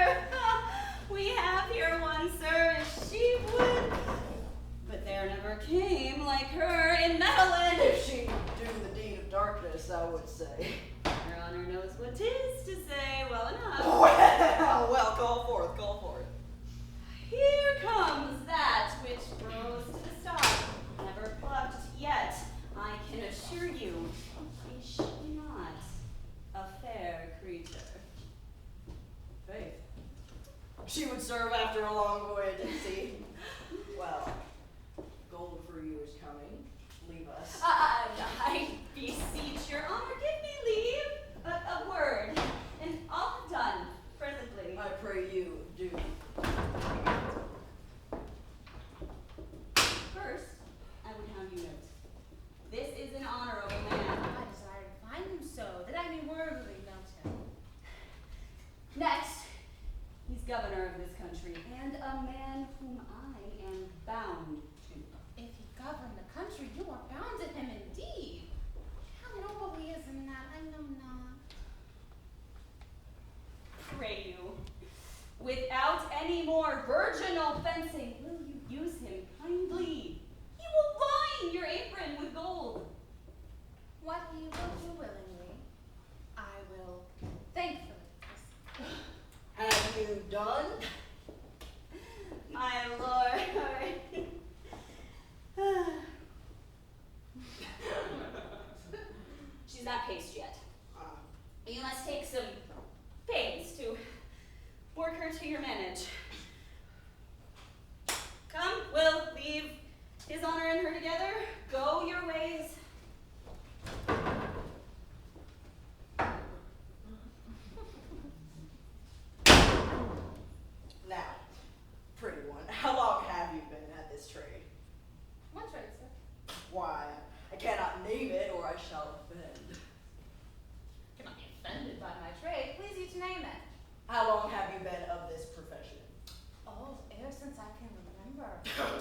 up to it so young? Were you a gamester at 5 or at 7? Earlier, too, if now I be one. Or the house you dwell in proclaims you to be a creature of sale? Do you know this place to be a house of such resort? And we'll come into it. I hear word. You are of honorable parts, and are the governor of this place. Oh, you have heard something of my power, and so stand aloof for more serious wooing, but I protest to thee, pretty one, my authority shall not see thee, or else look friendly on thee. Come, bring me to some private place. Come, come. If you warrant honor, show it now. If put upon you, make good the judgment that thought you worthy of it. How's this? How's this? Some more. Be sage. For me, that I am a maid, the most ungentle fortune hath placed me in this sty, where diseases have been sold more cheaper than physic since I came.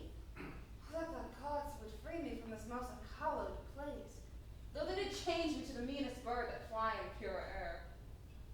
I did not think thou couldst have spoke so well. Never dreamed thou couldst. Had I brought hither a corrupted mind, thy speech had altered it. Hold, here's gold for thee. Persever in that clear way thou goest, and the gods strengthen thee. The good gods preserve you. For me, believe you that I came with no ill intent, for to me the very doors and windows savor vilely. Fare thee well. Thou art a piece of virtue, and I doubt not that thy training hath been noble. Hold, here's more gold for thee. A curse upon him. Die him like a thief that robs thee of thy goodness. If thou dost hear from me, it shall be for thy good. I beseech your honor, be speaking. Avaunt, thou damned doorkeeper! Your house, but for this virgin that doth profit, would sink and overwhelm you. Away! What's this? We must take another course with you. Come your ways, mistress. Whither wilt you have me? I must have your maidenhead off, or the common hangman will execute it. We'll have no more gentlemen driven away. Come your ways, I say! Now, what's the matter? Worse and worse, mistress. She hath here spoken holy words to the Lord Lysimachus. Abominable! She hath made our profession as a word to stick upon the face of the gods. Mary, plague on her forever. The nobleman would have dealt with her like a nobleman, but she sent him away, cold as a snowball, saying his prayers too. Bolt. Take her away. Use her to your pleasure. Crack the glass of her virginity and make the rest malleable. And if she were a thornier piece of ground than she is, she shall be plowed. She conjures.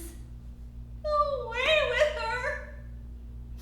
Would that she had never come between my doors, Mary like you.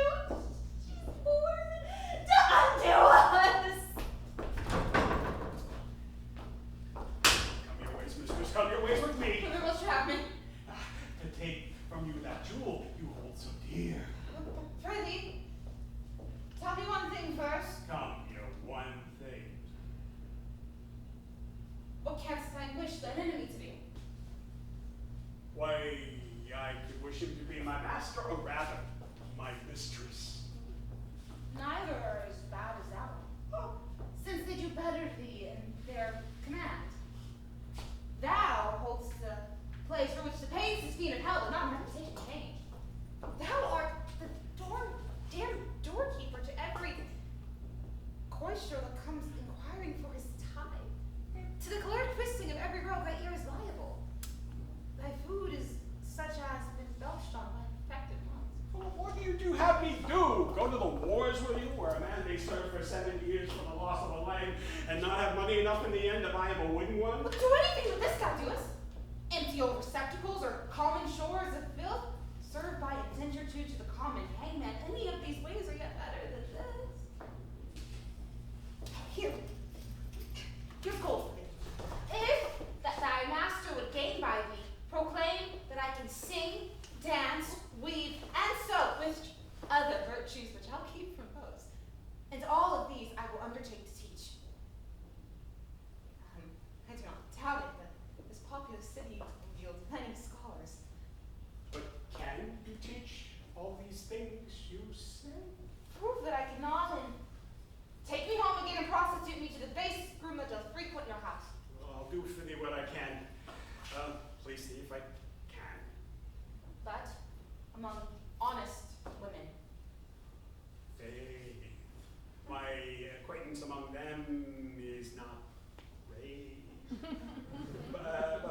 but since my master and mistress have bought you, there's no going but by their consent.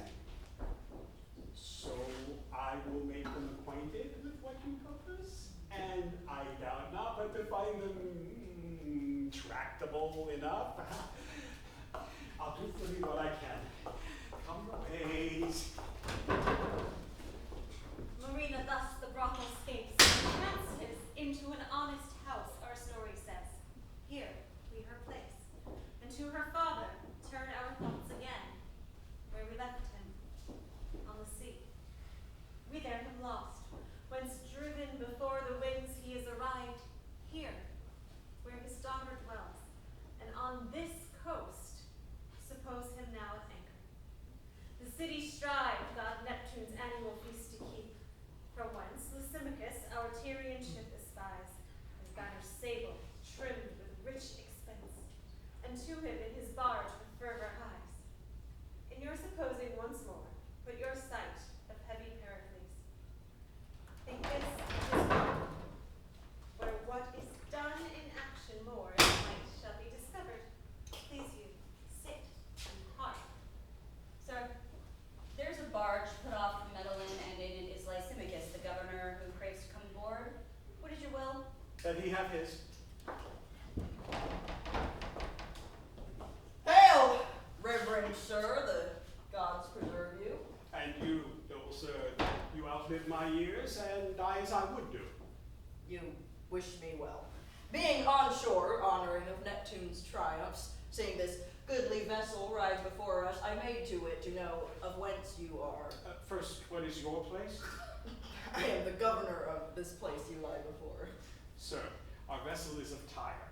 In it the king, a man who this 3 months hath not spoken to anyone, nor taken sustenance but to prorogue his grief. What is the cause of his distemperature? 'Twould be too tedious to repeat, but the grief springs from the loss of a beloved daughter and wife. May we not see him? You may, but bootless is your sight, for he will not speak to any. Yet let me obtain my wish. Behold him. This was a goodly person, till that disaster one mortal night drove him to this. Sir, king, all hail. The gods preserve you. Hail, royal sir. It is in vain. He will not speak to you. Sir, we have a maid in Medellin. I just wish you would win some words of him. 'Tis well bethought. Sure, all's effectless. But nothing will omit that bears recovery's name. Yet once more let me entreat to know at large the cause of your king's sorrow. Sit, sir, and I'll recount it to you. But see, I am prevented. Oh, here's the lady that I sent for. Welcome, fair one. It's not a goodly business. She's a gallant lady. I'd wish no better choice and think me rarely wed. If that thy prosperous and artificial feet can draw him but to answer thee in aught, thy sacred physic shall receive such pay as thy desires can wish. Sir, I will use my utmost skill in his recovery, provided that none but me and my companion may be suffered to come near him. Come, let us leave her, and the gods make her prosperous.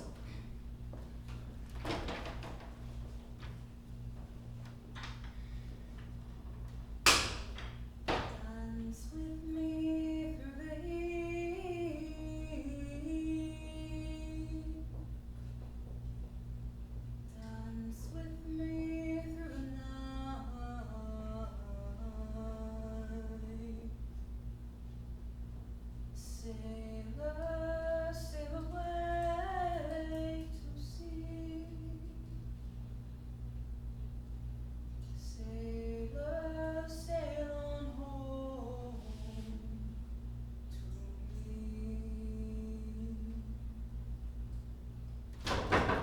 your tea, your music? Oh, no, he looked on us. See, she will speak to him. Hail, sir.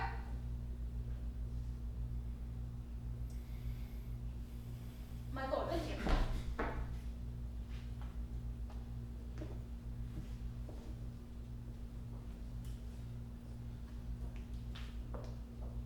I am a maid that ne'er before invited eyes, Yet has been pleased on the comment. She speaks, my lord, who maybe might have endured a grief might equal yours if both were justly weighed. Though wayward fortune did malign my state, my derivation was from ancestors who stood equivalent with mighty kings.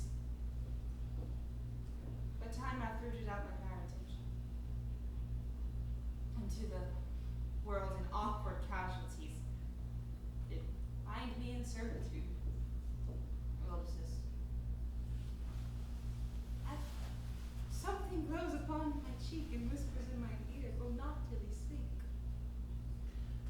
My fortunes, parentage, good parentage, to equal mine. Was it not thus? What say you? I said, if you knew my parentage, you would not do me this violence. I do think so. Pray you, turn your eyes upon me. You are like something that... What countrywoman? Here of these shores? No, nor of any shores, but I was mortally brought forth, and no other than I appear. I'm great with woe and shall deliver weeping. My dearest wife was like this maiden, such a one. My daughter might have been. Where do you live? Where I am but a stranger, from the death you may have sown the place. Where were you bred? And how achieved you these endowments which you make more rich to own? If I were to tell my history, oh, it seemed like lies. Staying in the report. Prithee, speak.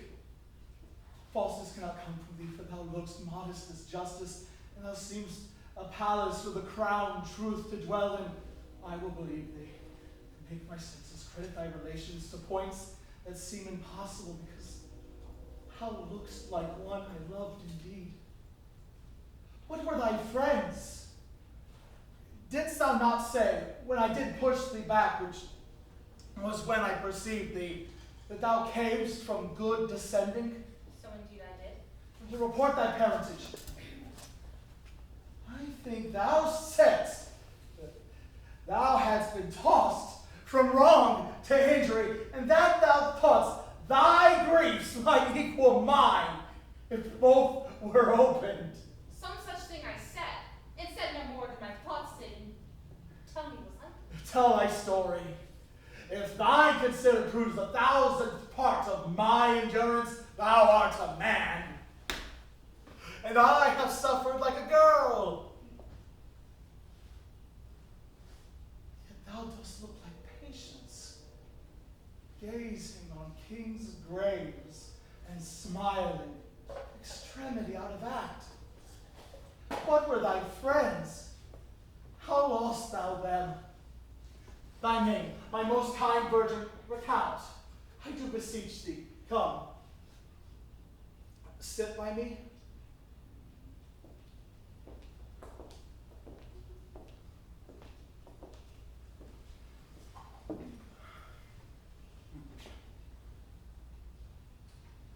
My name is Marina. I am mocked. And thou by some insensate god sent hither to make the world to laugh at me. Patience, sir, or here I'll cease. Nay, I'll be patient. Thou little knowest how thou dost startle me to call thyself Marina.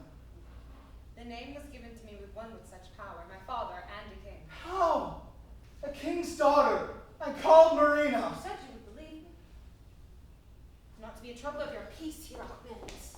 But are you flesh and blood? Have you a working pulse and are no fairy?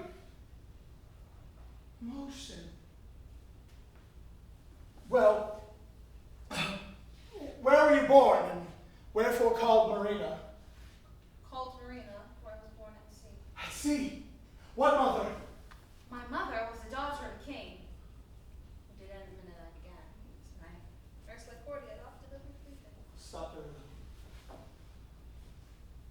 This is the rarest dream that Pericles sleep did mock sad fools withal. This cannot be. My daughter is buried! Well, where were you bred? I'll hear you more to the bottom of your story and never interrupt you. You scorn. 'Twere best I did give over. I'll believe you by the syllable of what you shall deliver, yet give me leave. How came you in these parts? Where were you bred?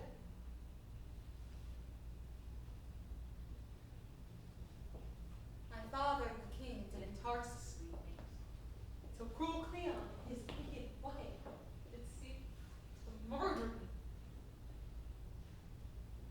Having a villain to attempt it, who having sworn to do it, I was rescued by a crew of pirates rescued me. Brought me to Madeline. But sir, whither wilt you have me? Why do you weep? You must think me an impostor. No, good faith. I am daughter to King Pericles, if good King Pericles be. Helicanus! Calls my lord.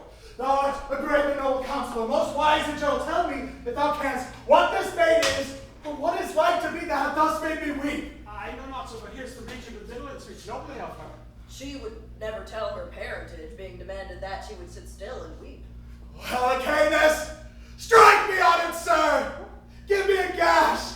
Put me to present pain, lest this great sea of joys rushing upon me, or bear the shores of my mortality and drown me with their sweetness. Oh, come hither, thou that begettest him that did beget thee, thou that was born at sea, buried at Tarsus and found at sea again. Oh, Helicanus! Down on thy knees! Thank the holy gods as loud as thunder threatens us! This is Marina. What was thy mother's name? Tell me but that, for truth can never be confirmed enough, though doubts did ever sleep. First, sir, what is your title? I am Pericles of Tyre. But tell me now my drowned queen's name, as in the rest you said thou hast been godlike perfect, the heir of kingdoms, and another life to Pericles thy father. Is it not to be your daughter? To say your mother's name was Thaisa. Thaisa was my mother, who did everything that I begat. Oh no, blessing on thee. Rise. Thou art my child. Give me fresh garments. My own Helicanus. She is not dead at Tarsus as she should have been by savage Cleon. She shall tell thee all where thou shalt kneel and justify in knowledge. She is thy very princess.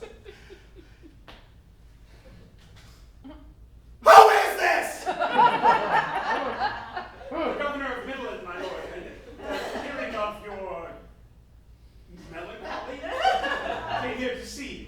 Oh, I embrace you. Give me my robes. I'm wild in my beholding. Oh, heavens bless my girl. Yet hark, what music. Tell Helicanus, my Marina, tell him, or point by point, for yet he seems to doubt how sure you are my daughter. But what music? I hear none, my lord. None? The music of the spheres. List, my Marina. It is not good to cross in a given way. Rarest sounds do you not hear? Oh, music, my lord, I hear. Such heavenly music. It nips me unto listening. And thick slumber doth hang upon mine eyes. Heavy rest. A pillow for his head. Well, my companion friends, this but answer to my just belief, I'll well remember you. My temple,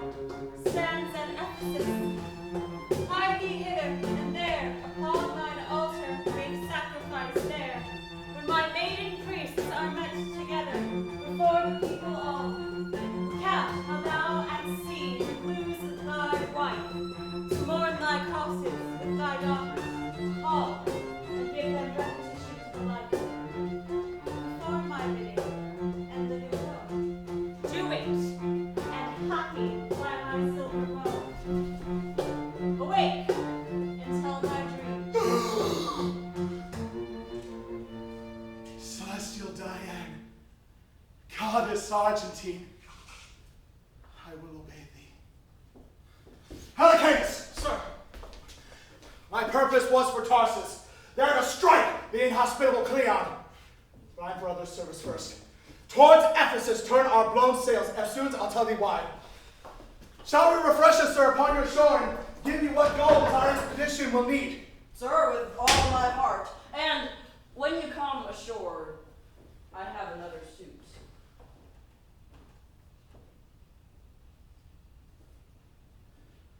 You shall prevail, were it to woo my daughter. For it seems you have been noble towards her. Sir, lend me your arm. Come, my Marina. Now our sands are almost run. More little, and then done. This my last boon give me. For such kindness must relieve me, that you aptly will suppose what pageantry, what feats, what shows, what minstrelsy and pretty din the regent made in Medellin to greet the king. So he thrived, that he is promised to be wived to fair Marina, but in no wise till he hath done his sacrifice, as Diane bade, whereto being bound, the interim crane all confound. In feathered briefness sails are filled, and wishes fall out as they're willed. At Ephesus, the temple, see our king and all his company, that he can hither come so soon, is by your fancy they do. Hail, Diane! To perform thy just command, I here confess myself the king of Tyre, who, frighted from my country, did wed at Pentapolis the fair Thaisa. At sea, in childbed died she, but brought forth a maid child called Marina, who, O goddess, wears yet thy silver livery.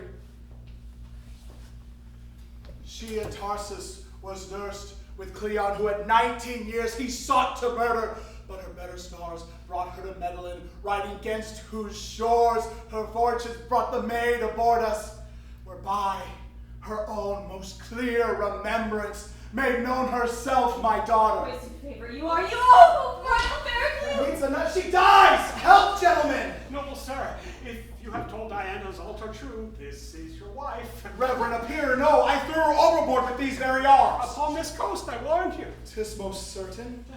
Look to the lady. Oh, she's but overjoyed. No blustering more.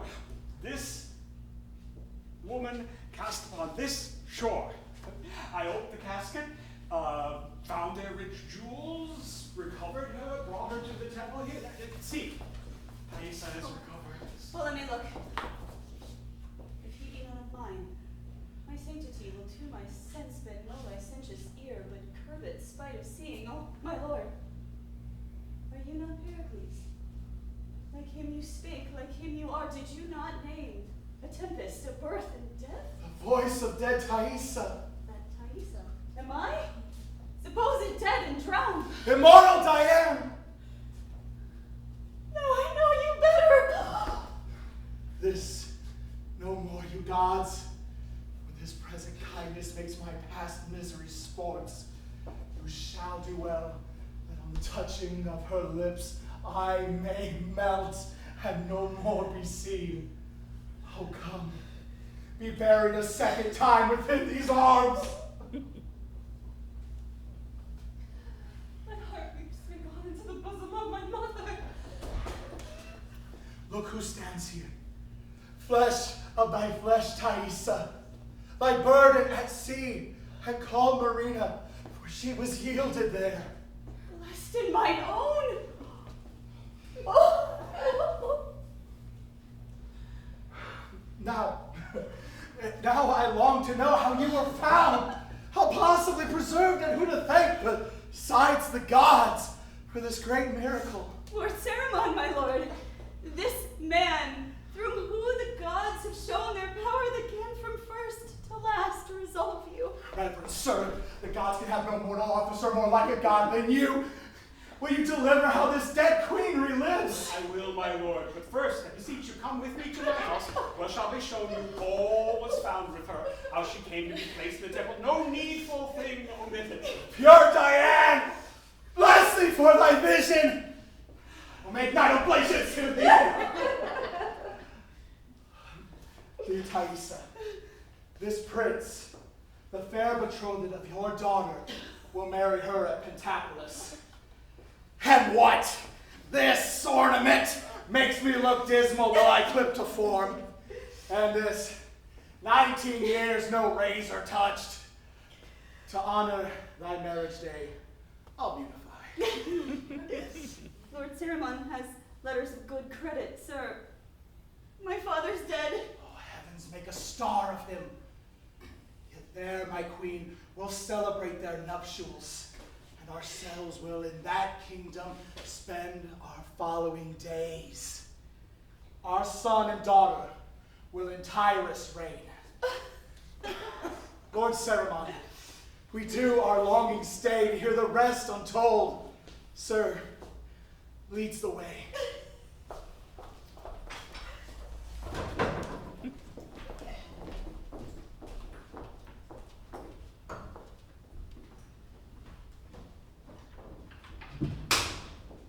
In Antiochus and his daughter you have heard of monstrous lust, the due and just reward.